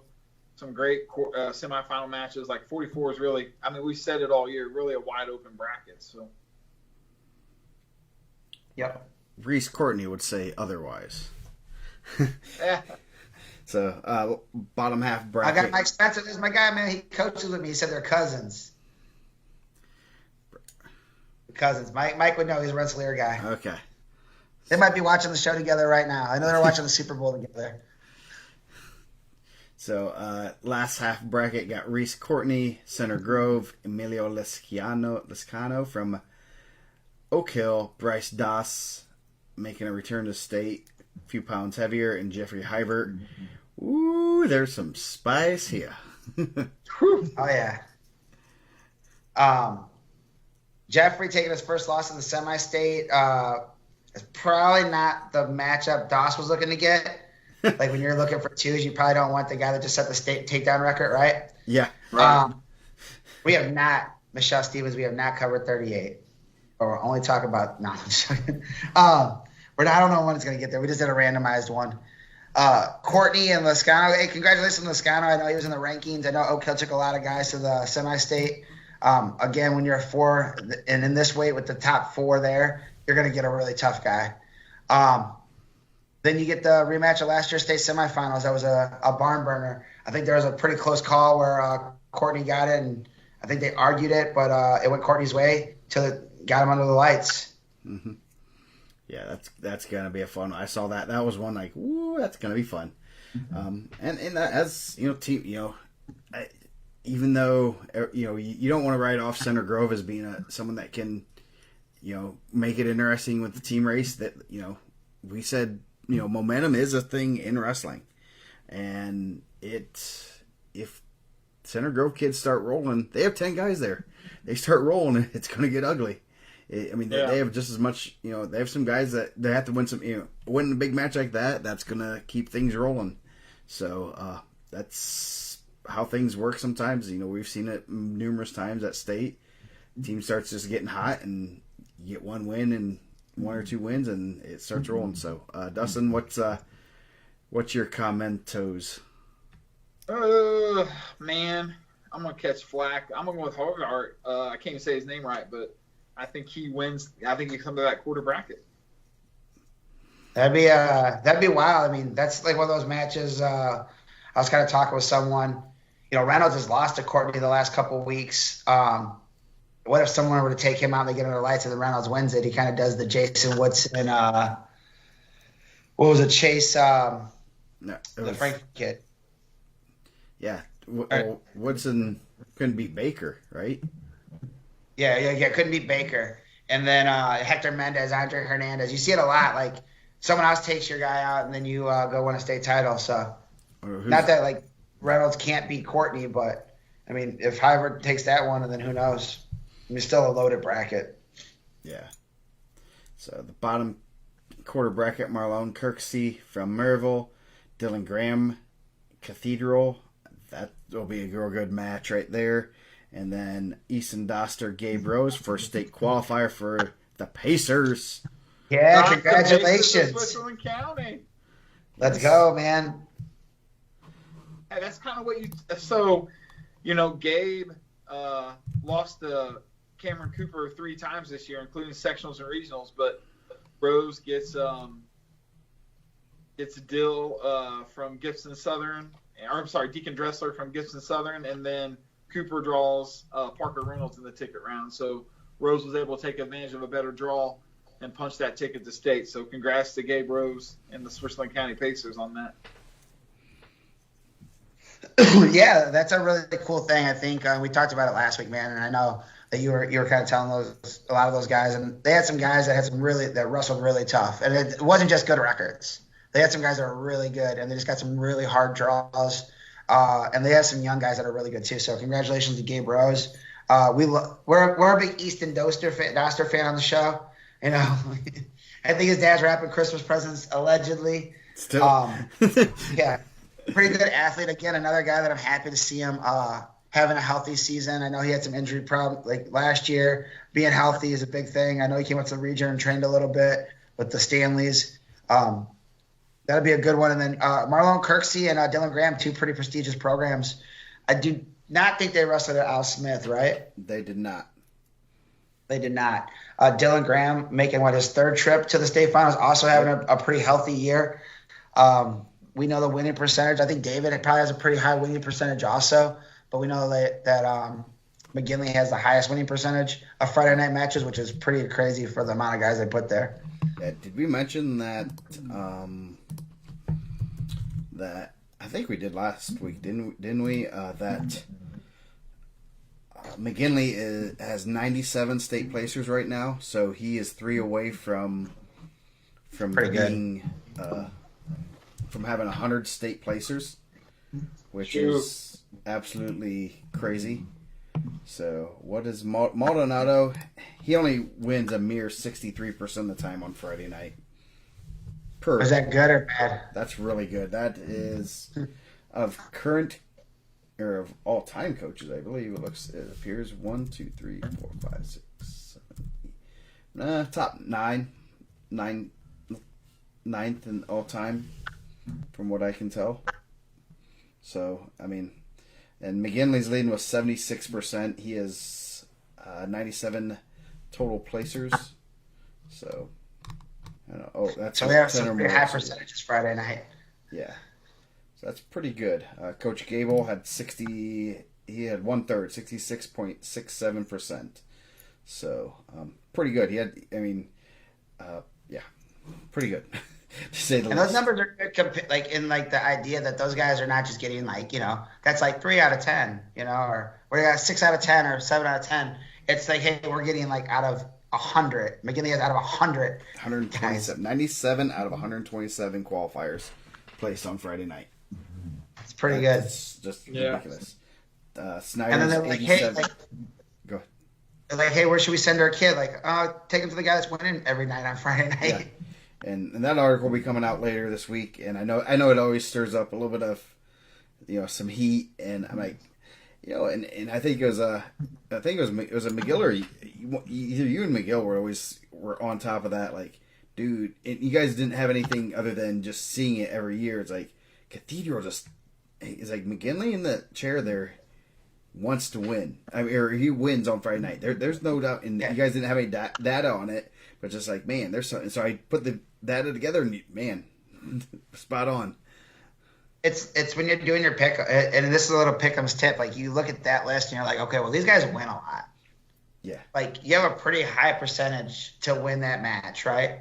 And then now you got two guys that are 60+ percentage on a Friday night. And Marlon Kirksey is a guy. Even though they felt like on our YouTube stream, they felt like we were being disrespectful last week, and I thought we were really respectful, honestly.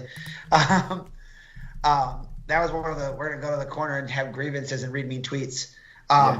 Who we're sleeping on or who we're not picking to win. Like I hope that like the motivation isn't coming from like our picks that we're making on the thing here, because that might even be our picks for the pick'ems, but that'll be a good Friday night matchup. Yep. So, any comments there, Dustin? I'll take Doster out of that bottom quarter bracket. I mean, he's having a good year, 35-0. Graham Doster in the quarters.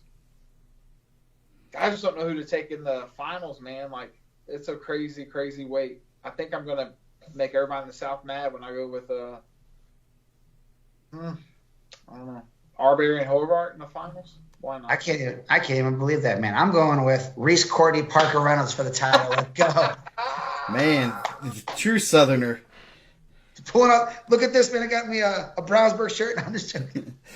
I'm trying to get that Red Cobra Contenders gear down the state. Yeah. I'm going to Reynolds. It never allows me to gamble on a boat because I never go with the logical picks. I always want to see the big picks win.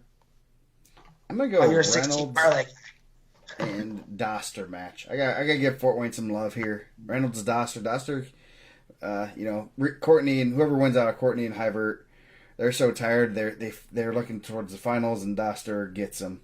So that's my pick. Doster Reynolds, is that what you said? Yeah.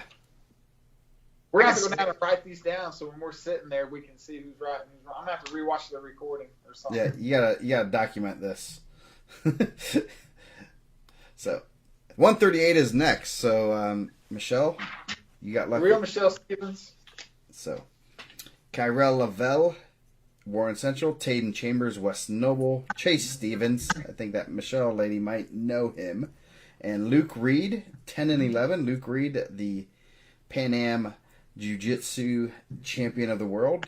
So I threw that out there. I don't know if it's of the world. I think it's just of like the North American like states, right? Yeah, like Mexico, North American Caribbean countries. The Pan American, yeah. Yes, I think that's right. Yeah, but if that includes like Brazil, doesn't it? So Brazilian Jiu-Jitsu, it's like Pan Ams, are they? What? Yeah, they're Pan Ams. It's all like, or no? Yeah. It's all North and South Okay, maybe. And even Central. Brazil in there. It's pretty good. That's even more impressive. That's like saying you're beating Russia in wrestling. So, anyway, Lavelle looking real good and probably in a good spot to at least get his 4th state medal, one of only 2. So, he's in a good spot here, I think. Yeah, real good spot. That'll be a good Friday night match. Chase Stevens and Luke Reed. Luke Reed had dealt with some injuries. His 2 losses, Clinton Shepard. He looked really good Saturday. I think he's had a good run. I know he ran into a real tough tick around last year. Real big RWA kid. Chase Stevens, real tough, man. A guy we talked about last week where we were talking about they were messaging you and then he backed it up, right? And then you come back around and now as a junior you're 39-2. And you backed it up again, and you put yourself in a position. I wouldn't sleep on the winner of that match in Lavelle, the next match, because I think that's a match that could be an upset. Yeah, I mean, Stevens' 2 losses are to Ison and Hockaday, so, I mean, 2 pretty good L's to take there. So, Lavelle Stevens Saturday morning. Let's go, man. That's why we wrestle these matches. So as long as Lavelle doesn't come out with a purple singlet on, he has a little bit better chance. Oh, yeah. Yeah. It's getting late. You can't throw 2 wild jokes like that at me. So, next quarter bracket, Tony Wood, Blake Jones, and then Wesley Smith, Justice Thornton, Smith was a medalist last year. Thornton was a 4 after getting hurt. So, and then Wood, this is his 4th trip to state. He has a state medal, so should be a pretty good quarter bracket. Thornton and Wood did not wrestle at the ECIC, did they? They're at different weights, weren't they? If there's only a website for that, right? There is. I heard they released a really cool state finals media guide today. Yes, they did. So, no, they did not wrestle. Where is Thornton? Thornton Smith to be a really good one Friday night. Smith's 2 lost there to Shepard. Al Smith, it was not very close. It was closer on Saturday. I don't think, not that it was like a 1-point match. Wesley Smith, one of the Mike Reiser's top guys that he likes to watch compete. Those dudes just wrestle hard. He's a hard wrestling kid. He goes forward. He's going to be, not that he's a mean kid, but he wrestles aggressive. He's going to be heavy on the head. That'll be a good one. Blake Jones having a really good season, kind of flying under the radar a little bit. And then Tony Wood, 44-0. I think the most, probably less talked about 44-0 in the state. Like, I think in this weight class, you're talking IC, you're talking Shepard, you're talking Lavelle, and Tony's just doing work, 44-0, had a really good summer, really good career for Jay County. The Patriots, right? The big Patriot. Yes, the big Patriot. Right, I wonder if they're going to bring him to state. They have to get 2 tickets, and they have to pay the extra processing fee on Ticketmaster, and you can't buy Saturday tickets tonight, so the Giants got to take up 2 spots. I heard it's a debacle. Yeah. Dude, hey, our tickets are probably just as much as the tickets are for regular seats. I know. I did, and I didn't want to tell them. Like, when they were talking about that, and they were like this and this, and I'm like, man, I don't even want to tell them, guys. Yeah, so thanks. Dustin looked us up. Dustin did the legwork. I just paid for him. I used what connections I didn't have, and we came up with some premium seating. Justice Thornton will be the only person in the state finals with the personalized UFC warm-up gear. He's got the black and gold UFC warm-up that says Thornton on it. Like, I don't know if he's got a under-the-table NIL deal there with Dana or what, but he looks pretty sharp in his UFC warm-ups. Ooh, that might be a good, because the Smith family, they're not afraid of fighting.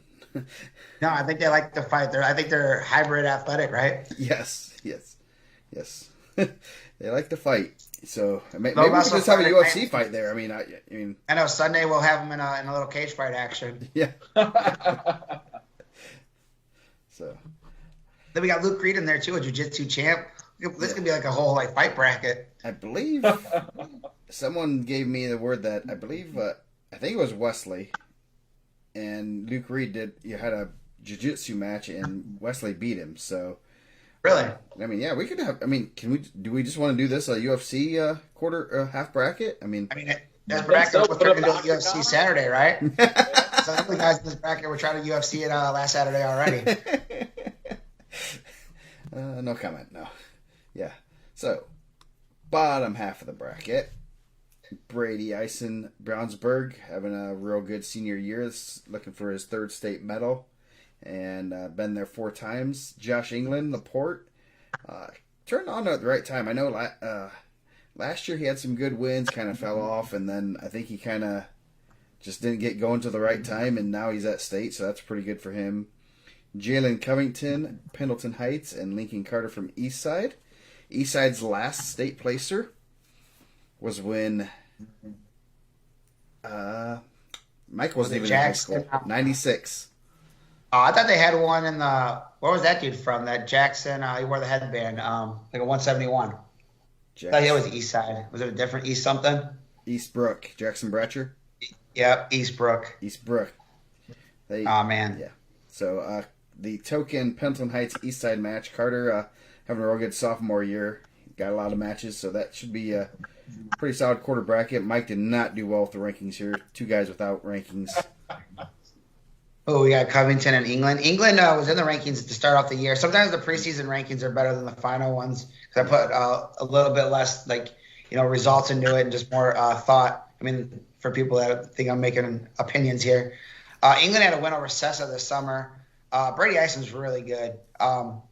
He's had a really good career.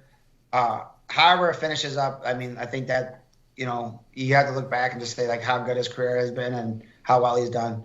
So Covington, Lincoln Carter. I'm a Lincoln Carter fan. I think those guys do a good job. I think they're building something over there. They have 4 or 5 guys that were right on the cusp, either in the rankings or right outside the rankings. They were probably in the ticket round. I think they're doing some good stuff over there at East Side. Yeah. Not Eastbrook. I don't know what Eastbrook's doing, but East Side for sure. Any comments on your Southern friend, Ison? I don't see you with a Brownsburg hat on, so. Nah, but Brady Ison gets through there. I mean, I think he's had a great year, great career. We'll see. Well, has he lost to Shep once or twice? So we'll see. Twice. Shep Ison 3 in the semis. Yep. Cam Dews, Elkhart, having a real good senior year. Kind of came out was he really on the radar even coming in the season? I know he made the semis at. Nah, I didn't have him early on. I forgot he wrestled someone early on. We always talk about it's not always wins that get you on the radar. Like sometimes it's just wrestling good matches and you're just there, and then you kind of backtrack and see what you've done. And he was a guy that I forget who he wrestled early on. He had a really good match with somebody that put him right in the mix, and then he's had a good season. 38-5, wrestled really well at Al Smith. So kind of just kept it going. And he has Gavin once Whitehead. you get that ranking, holding on to it, the hard part. Yeah. Gavin Whitehead of Newcastle. I think Whitehead might be kind of overlooked in this weight class. He has a state medal. Obviously, he's looking at possibly hitting a Shepherd there, but he's one you can't overlook. Obviously, he's trading with some pretty good guys in the room with Ryan and them. Johnny Hughes. Yep, and Johnny Hughes. So, yes, that's going to be an interesting match. I mean, that could be an interesting match between him and Shepherd. Shepherd has Vander Lutgaren, the Crown Point Center Grove matchup there, and so that'll be an interesting one. But Shepherd could obviously be looking a little bit forward to an Ison match, and he can't overlook someone like Gavin Whitehead because he'll get after it. Yeah, I don't know, man. I mean, I think Shepherd. Triple B, you want to apologize for Vander Lugaren for overlooking his victory over Seth Syra? Oh, we talked about that, didn't we? Yeah, he ends up getting that. I didn't give him no love for that. I said I'm going to stick with Syra until he proved himself. So he proved himself. So next year in the preseason rankings, I'll make sure he gets that ranking above Syra. So. Sorry. Yeah, but I think Shepherd's built different, man. Like, I know what you're saying, but he doesn't appear to overlook anybody. So I'm pretty pumped to see Shepherd, Lavelle in the finals. That's what I'm hoping. As a fan, I didn't get to see him wrestle at the Al Smith. So, give me Shep, Lavelle, and let it all shake out. And I think one of the really cool things, and there was a lot of buzz coming in, and I really feel like Shepherd came out really quick, right? I don't think that early on he was the guy that was winning everything. And then probably a couple years ago, he started winning a lot of stuff. And then this past year, it just exploded. I think he's got some really good training techniques. I think he works really hard. It's talking to the guys that are, in the weight room with him. He works hard in the weight room. Good kid. I mean, if you follow the Crown Point guys, you can see that, the whole team's going to church every Sunday, going out to dinner. And I think he's a big part of that. Just, leading by example sometimes even as a freshman. I know talking to those guys, we were talking, they have real high praise for him even coming into high school. He's going to be the next Jesse. He just has that mentality that he doesn't back down. He goes at guys. He scores a ton of points. Some guys, you fear if they get caught that they don't have the gas to make it up. And I think that he's a guy that can score in a lot of different ways. Some of those falls, if you go back and you're like, oh, man, he's just pinning people. If you go back and watch those matches, he's getting 10 takedowns and pinning guys in a minute 43. And he's beaten some really good guys. His 3 losses, he took 2 at Ironman, and he lost to this other guy who's pretty solid, Bo Bassett. And I think, coming out of that, just kind of talking with those guys, and he was like, all right, man, now I know where my gas tank needs to be at. I want to, wrestle like that. I want that to be the pace I set. I think those guys have kind of slowed him down a little bit. Ison's kind of slowed him down a little bit. I think he wrestled Ison at Carnahan and kind of wrestled his match. I thought he opened it up a little bit hit a really nice inside trip at Team State.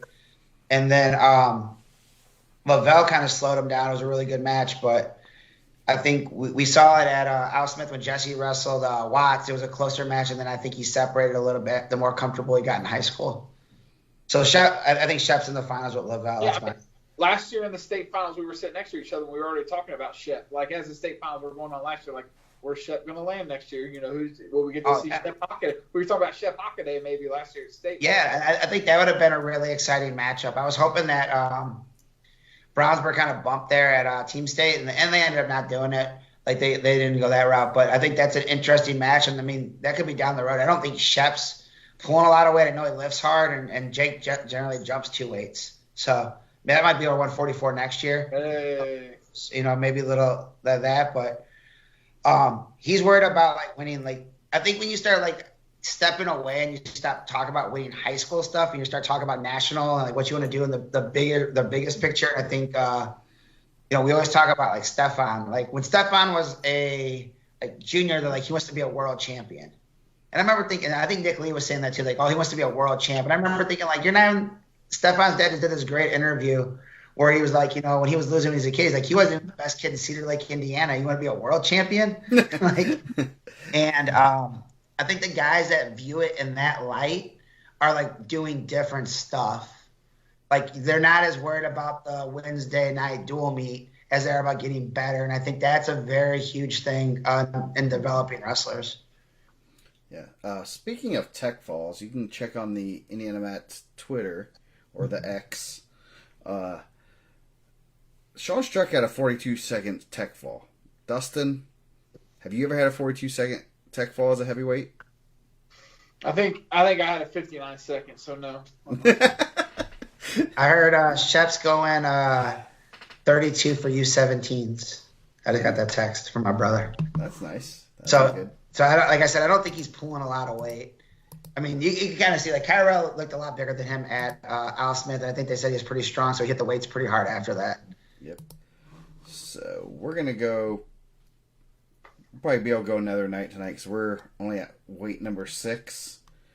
Dustin, is there any weights you want to talk about? Anyone that you are being paid to talk about and hype that needs the hype? Let's do 150 and let's do 126. How about that? Okay, we can do 2 more. I don't know why. I just randomized that one too. 150. 126 was actually the next one on the randomizer. So Nice. We'll do 26. Or you must be the randomizer. We'll do 126 because this one's salty too. Yeah. Joe Clark just booed us. Yeah. He said, I wait up for this. Don't worry, you'll be one because we're gonna only have 6 weights. Tuesday, maybe Wednesday. I don't know. We'll figure that out. In a minute. Whatever. 126. This is salty up top. Landon Hawkins, Neil Mosier. Mosier has 2 state medals. That's not a 4 you want. I don't care which champion you are. That's not the 4 you want. Gavin Bragg, Braylon Reynolds. That's not the 2 you want either because, you know, team race right there in the quarters. That's going to be, I saw that, you know, that's one of those ones, you know, shuffling through the brackets like, oh boy. And I was the only one in the room. I mean, I'm like, oh, this will be interesting. Yeah. So, Mike, let's, Dustin, you want to lead off? You can be the leadoff batter. You're more. Nah, Mike, go ahead. So I know Crown Point felt as if they got a bad draw here. Like, talking with those guys, and you know, Landon's not the guy. Landon says he is the bad draw, but, you know, they were like, you know, that's ridiculous. Like, we got to do this. And I was like, I mean, sometimes, you know, you got to take a step back and look and see that Schaefer beat those guys last week to put them on the opposite side of the bracket of him. So that's kind of how it works. Yeah, it's not an easy draw. I think that Mosier Hawkins is going to be a tight match. I think both those guys wrestle a pretty tight style. Hawkins a little bit more scramblier, if that's a word. Really clingy on top, man. Like, I haven't seen a lot of people get away from him. Like, when he's, like, trying to ride. Like, not like when he lets Evan Stanley go in the duel, which I thought was crazy. But I haven't seen a lot of guys just like straight out escape from him. And he's like very comfortable in those situations, which is weird. Like he's one of the most comfortable, like 1-0, like I'm on my hip, like holding on to a half, like just like looks like his heartbeat doesn't give over like anything. He just looks calm. We get to see Reynolds, Hawkins 3 possibly. I know Bragg's pretty solid. That'll be a good one Friday night, senior and a freshman. Reynolds, Hawkins, both times have been really good matches. If you go back and watch Carnahan, which I'm sure if you have Flow, you can go watch. Real close takedown at the end. And then if you go back and watch Team State, like, holy smokes, like, you want to talk about, like, a scramble where a guy came out on top, ends up getting a cradle. And I think at some point Reynolds had both of his legs hooked, like, and a double almost. And, like, Hawkins had to turn the corner and got a cradle and put him to his back. Yeah. In a funky cradle. He has something that you just can't teach. Yeah, he had like the funkiest cradle ever, and I'm like, and the ref was like, "Is he scoring points here? Is he?" It was weird. It was, and the ref probably waited about 5 seconds before he started counting because he's like, "I don't." Yeah, that was not honestly, as a ref, I would not want to touch that match in the quarters. So hopefully they can get the a good crew there because that's going to be funky. It's going to be heated. There's a team race right there. I mean, as we said earlier, semifinals are huge. And so, what do you think, Dustin? Man, I think Mosier's the bracket buster, man. Friday night round the gates of senior boy. medalist. I think he throws the team race into chaos with that win, and then Braylon Reynolds gets it in the quarters to get to the semis. If for nothing else, let's get it so we can get some team race drama going early. So, yeah, I like Mosier Reynolds, and I like Reynolds going to the semis. Woo! I like it. And I'll be sitting next to Mike, so if any Crown Point people, just you got to go through Mike to get to me, I guess. Oh, man. I'll be a buffer. I think he's a guy, too, like much like DeMarco. If he hears this and he doesn't agree with you, he'll let you know. You might be hearing like, thanks, Dustin Bentz. Same thing I heard last weekend, so whatever. The only time Landon didn't talk trash is when I had Rocco bring him a third place medal before after he lost in the semis. Actually, no. It was that IPO. I don't think he'd lost yet. Yeah. And yeah. Rocco, I was like, "Hey, Rocco, go take that." And he just looked. I know what he said to me. He didn't say that to Rocco. He's afraid of him. He's definitely a guy that'll let you know. Like Bill will say, "Hey, from Landon, your rankings are wrong. He's gonna prove you wrong." Like, okay, like thanks, man. So the bottom quarter bracket just as salty. Braden Daniels, Union City. Hey, Mike, what do you think about Braden Daniels? Man, I know it now. They didn't catch me off guard on the Haggard Christians High School Wrestling Weekly this time. They're like, "What do you think about small school?" Killed it, man. Went out and won a semi-state, man. Congratulations. Yep, avenged the loss. Wrestled real well. Pretty impressed with him. So, wrestling well at the right time. Honestly, this is, again, probably not the draw. I mean, you could almost see 2 4-over-1s in this top half bracket. I mean, no one would be crazy surprised. I mean, 5 over a 2 is not surprising. A 12 over an unranked, not surprising. So, if you want to look at rankings, that's not a.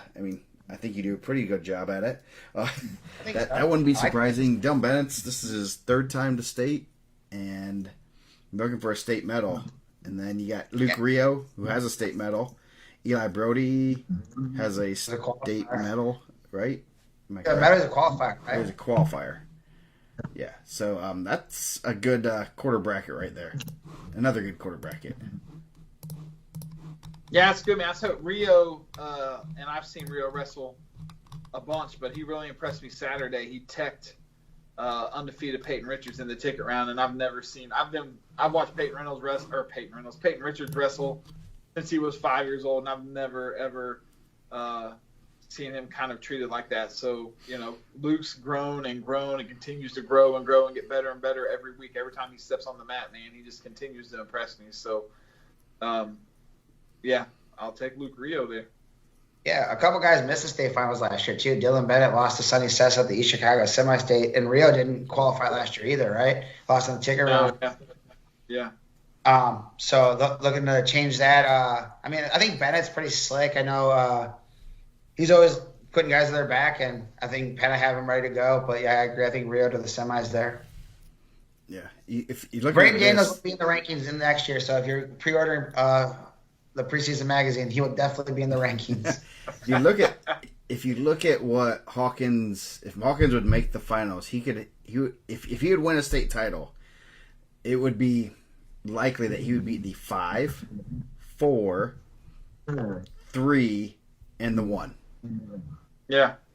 I was talking to his mom on Saturday, and she said, he gives her a lot of gray hair. I feel like this is like, if you're the Hawkins family, you're just sitting back like, yeah, this is probably the bracket you would get, right? If you had to win it, you had to win all these tight matches. They're all, I guarantee they're all going to be really tight, nail-biting matches. Yes.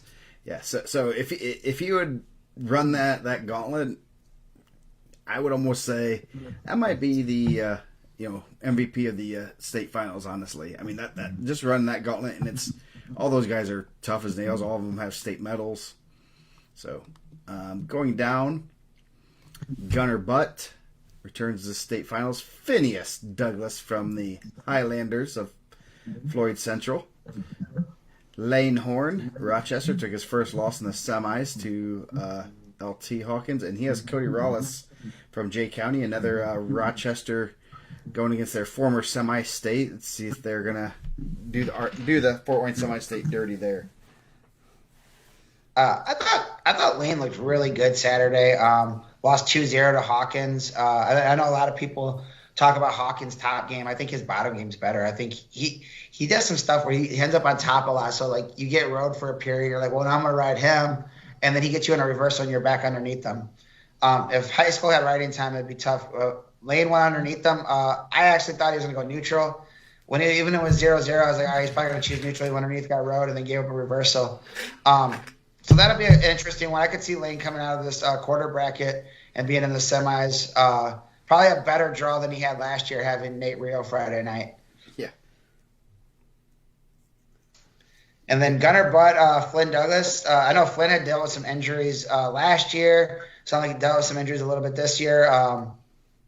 But congratulations to him. I know he was on the watch list. He has a chance to, he's going to be in a master to get a ticket or a medal, so that'll be really exciting. Yeah, I think Douglas Butt will be a good match. I mean, I'm not saying Butt doesn't win, but I think Douglas will give him a really good match. So that'll be a competitive match. But Horns, hands down the cream of the crop right there. So Horns comes out of that quarter bracket. So they did not wrestle at Team State. It does not appear. So just checking that. So then the last quarter bracket, you got Drew Walden DeKalb making a second trip to state. Matthew Maldonado from Maryville. Number 1, Isaiah Schaefer, and Peter Wynn of Guerin Catholic making his third trip to state. And not a good draw for him to try to get a state medal. No, not at all. You want to go ahead and Oh, we said last week Schaefer, both losses are to Rainey. That's correct? Yes, that is. Yeah. Someone's going to get a... Hey, man, we got a spammer. That's what we have. Give me a second. Thank you, Johnny 5-0. It's appropriate we get to the modern day Guerin Catholic, and we get this guy popping in here. So yes, I am blocking him right now. So don't worry. I just got to get to it. So go ahead, Dustin. Schaefer looks really good. A Schaefer Maldonado match, just for history's sake, right? Like that'd be a pretty cool match Saturday. But Schaefer's look good. I mean, I think Schaefer comes out of that bottom bracket. He got a pretty good draw in terms of rankings. Like we're talking about LT's draw versus Schaefer draw. Schaefer will, walk into the finals. While whoever comes out of that top bracket will come crawling into the finals. So just for that, I think Schaefer's the favorite to win the bracket. Yeah, I think, the champ over there, I think you're looking at, But I really do feel like Schaefer did the work this week to put himself in that position, right? Yeah. And Peter Wynn's really good. He's been there a couple times. Drew Walden's been there last year. Matthew Maldonado's a grinder, man. He's going to wrestle you hard for 6 minutes. He's going to be in your face. I know that they're not big on, like, switching the way the seeding go, like the finals go. But, man, I think if I were the IHSA, again, I'm not. I have zero affiliation with the IHSA. They don't listen to anything I say. I feel like if Schaefer's in the finals, like, this might be the only time they have it at Evansville. Like, wouldn't it be cool to have Mater Dei in the finals in the last match? Like, I think that'd just be kind of a cool thing. Me personally, I know if it plays out like that, like, but I think it wouldn't be hard to just say, hey, and then I think you're going to have a lot of people. And Dustin, you wrestled heavyweight. You've wrestled in, like, hey, we're getting out here, we're going to beat traffic. And I don't know if it affects you or how you feel about it, but, like, if you have Schaefer the last match there, if he's under the lights, that place is going to be packed. And whether it's going to be, like, your casual fan, you're going to have a lot of Mater Dei people there still at the end, like, and a lot of excitement going. I think that's, to me, I feel like that's how it is. I always look back, like, if you put Red and Lee the last match that year, like, no one would have left. Like, they would have stayed to the end. And the NCAA has done a good job of that, having that highlight match. And like I said, now that it's an event, like, do you want people watching half your show or do you want people watching the whole show? Yeah, especially early on at 126, which is, the fourth weight. So yeah. So we still want to do 150? Yeah, we can. It's up to you, Dustin. I'm ready to go, man. I'm out here drinking Coca-Cola. Yeah, let's do it, man. This is I won't be back on the rest of the week, so let's end with 150, and then Triple B's got a ref till we meet up Thursday.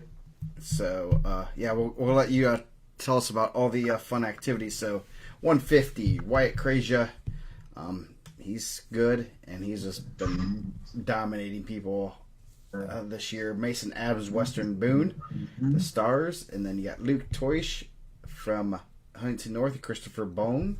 So 2 state qualifiers matching up right there. Krejcia is really good and just running rampant on Indiana wrestlers. Man, I said it earlier, man. Like, just like Hook and Half said, man, it's like somebody kicked his dog, man. He wrestles ticked off and he's not even happy after he wins. Like, he might be more mad that the match is over and he can't just keep beating on the guy. He beat Zane Skinner, our kid, first round, and like the coaches said, they'd never had a more intense handshake after the match. Like, hurry up, let me shake your hand so I can get the hell out of here, so I got business to do. And just sprints off the mat, man. Like, you see somebody that loses in NCAAs, he's gone. So, and yeah, he's the king of the weight class here, I feel like. Like, he impressed me that much Saturday. Yeah, he's been really impressive all year. His 2 losses out of state. Congratulations to Mason Adams of Western Boone. I know we talked about it last week. First day qualifier from Western Boone since Jonathan Morales.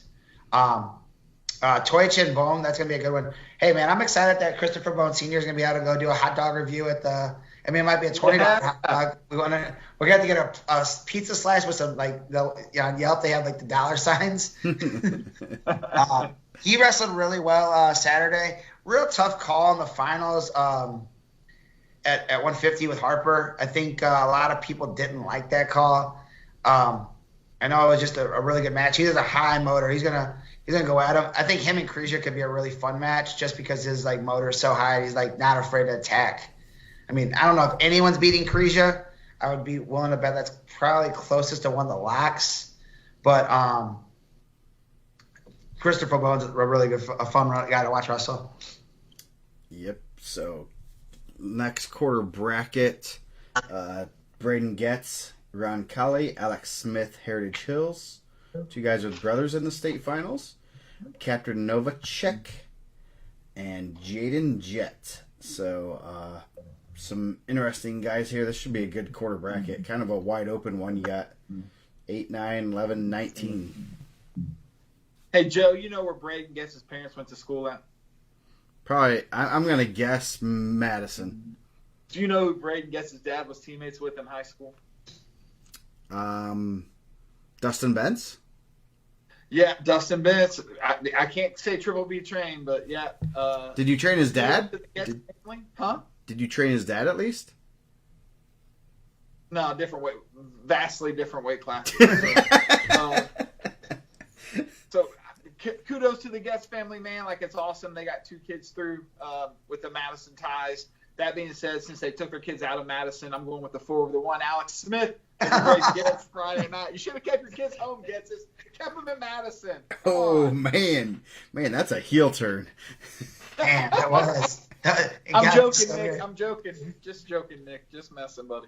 Man, that's like that Cody Rhodes swerve right there, man. You thought it was going to be Rock and Roman Reigns, huh? Yeah, I think Gas wrestled really well Saturday. Alex Smith had a really good summer. That'd be a good Friday night match. I don't know if I'm calling 4-1, but hey, man, they maybe best knows those guys better than I do. I don't know if Jaden Jett got in the best names post. That's a pretty good name. I know he's been on the watch list for a long time. Captain wrestled really well the whole year. I know he had a really good win at Mount Carmel. He wrestled really well. He beat Caden Smith, who I was really impressed with the entire year from Plymouth. Weird match in the semis. Bone kind of just took him down and pinned him pretty quick, and then he came back in that 3rd and 4th place match and got a pretty quick fall.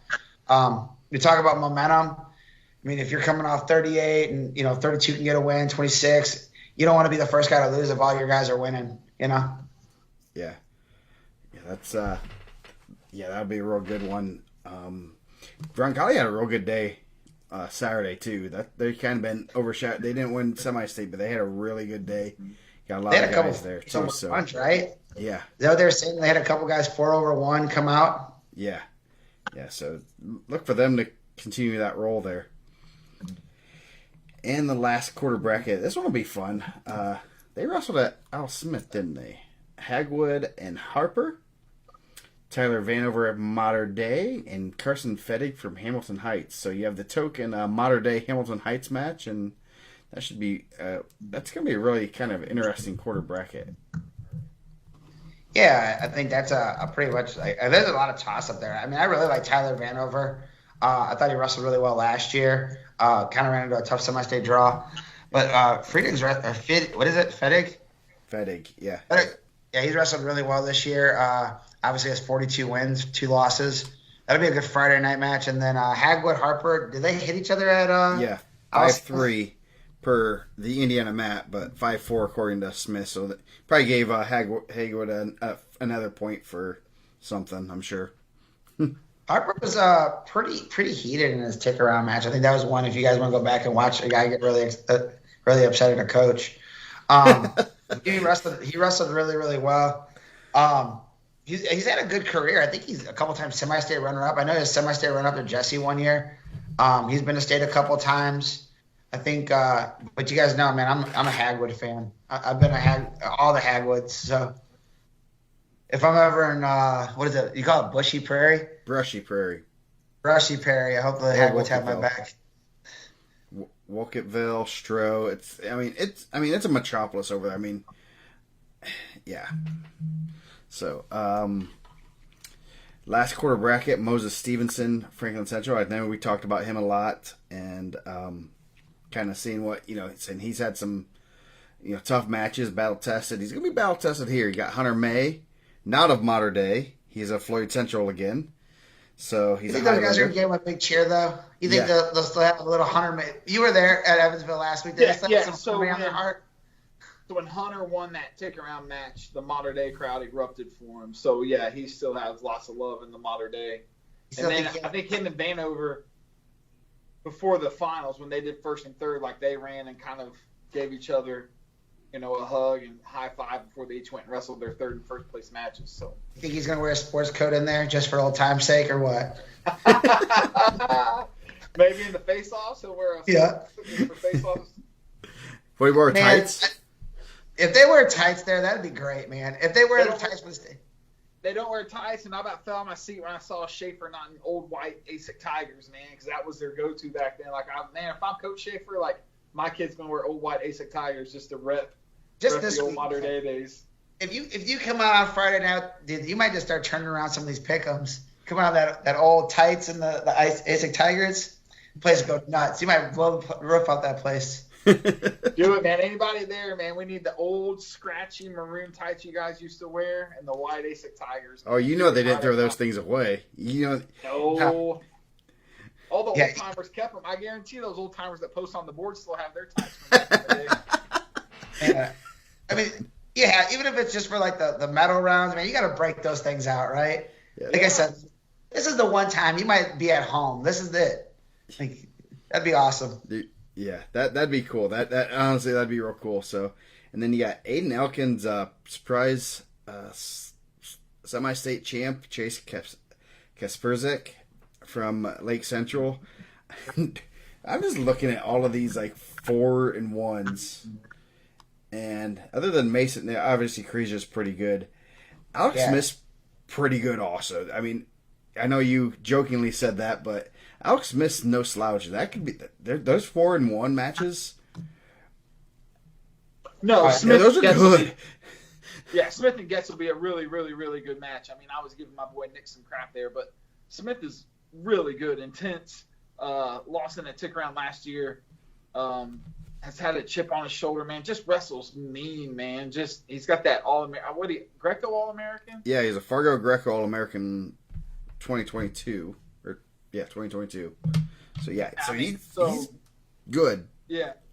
Get Smith will be a good first round match. And like you said, every 4-1 here, except for that first round, is going to be pretty good matches. Yeah, so that's, I mean, yeah, you're thinking as a one, okay, now you don't want to put it on cruise control, but you're thinking you're sitting fairly well, and you're like, man, I almost would have bet, I mean, and I even said it Saturday, I was like, man, the 3 and 4 out of Fort Wayne were Hagwood and Toish, and I'm like, I think, those guys are not going to be easy outs there. They're both they both aren't afraid to mix it up and go upper body, and they both have good motors. So it's going to be, like they're going to be tough outs there, no matter who they draw. Yeah, I think it speaks to like the depth that the state's producing. It used to be we were really top heavy, but I think the state overall is becoming like very overall very good. Like solid. There's a lot more solid guys that can, that is a lot harder to pick medalists. Yeah. Yeah. So, what's your picks here? Are you going 1 and 2? Yeah, retro A again. I'm guessing that might be a 4 tough lock. Yeah, I think that one too. Yeah. So. I don't know that Crusher gets the pin. I mean, May has to be not very happy with the way that match went and ended and everything last week, but Crusher's just so good. Yeah, he's a 4 tough lock. Maybe one of the few 4 tough locks at the state tournament, but yeah, I think it's a couple. I mean, it's just such a good overall. I think it's gonna be one of the better state finals over the last couple of years. Just there's not as many that guy's a lock, but I think Krejci is probably as close to a lock as you can get. Mm-hmm. But man, I mean, there's some guys that are wrestling really good. It'd be like, oh man, Gavin Gendris is wrestling really good. We did talk about what 20 we did, right? No, we did not. No, we didn't do 20. But you got a state champ in the line, and they're still lurking on the other side. And he's done well against them, but it's just Revan Dickman. You would love to say Dickman's a lock, but also Rio's close with them. It just hasn't broke through. I mean, Lewis was close with them. I think it's gonna be a really good tournament. Yeah, you're right. I mean, we haven't had this year. We don't have the elite of elite guys, and we talked about this when we did the pound for pound. I go, we don't have a Jesse, we don't have a Christian Carroll, we don't have a some of those guys, Nick Lee, Michich. We don't have those guys that are that much better than everybody else, and so it's going to be interesting. There's no one, even Hockaday, who is pretty darn good. He doesn't have an easy semifinal match. He might not make it to the finals. He is. That might be the best. Honestly, that might be the best athlete he's wrestled than his so far in Indiana, right? Yeah. Just pure speed, strength. That might be the best kid he's wrestled overall. Athletically, not technically. I'm not gonna say I don't know technically. I have to look back and look all of them. It could be. The Clarks. I mean, they were tight matches this past weekend. Mm-hmm. Yeah. Yeah. So. Paul was in a tight final and Will was in a real tight semi. Colton Chacoin has jumped levels, man. He looked really good. What were you getting ready to say there, Dustin? No, I was just gonna say. Well, I mean, Mike kind of answered me. I was gonna say, if you were to have locks, would it be the Clarks and Christia? But I mean, I'm scurrying through the brackets right now to it's just super competitive, like you guys said. I mean, yeah, man, if you did a confidence pick'ems of like who your champ would be, Crejo's probably my number one. Yeah, he's my 14. He's getting my 14 points. Yeah, oh, man, I would probably go. I would probably go some order of the Clarks and Dickman. Yeah. There. I'd still go Jake. Yeah, Jake is probably 5 or between 5 and 7 is kind of where I'd put him. 190. Let's see. I'm trying to think of what. I mean, the biggest one would be the probably number one would be 44. I think 44 would be my number one. 38. I would probably say right now I would be picking Shepard. I'd probably put him 6 or 7. He'd be in the top 7. I think. I think Gendrous wrestling real well. Gendrous also right there in the top 7. That one he might. I would maybe even put him over Hockaday really.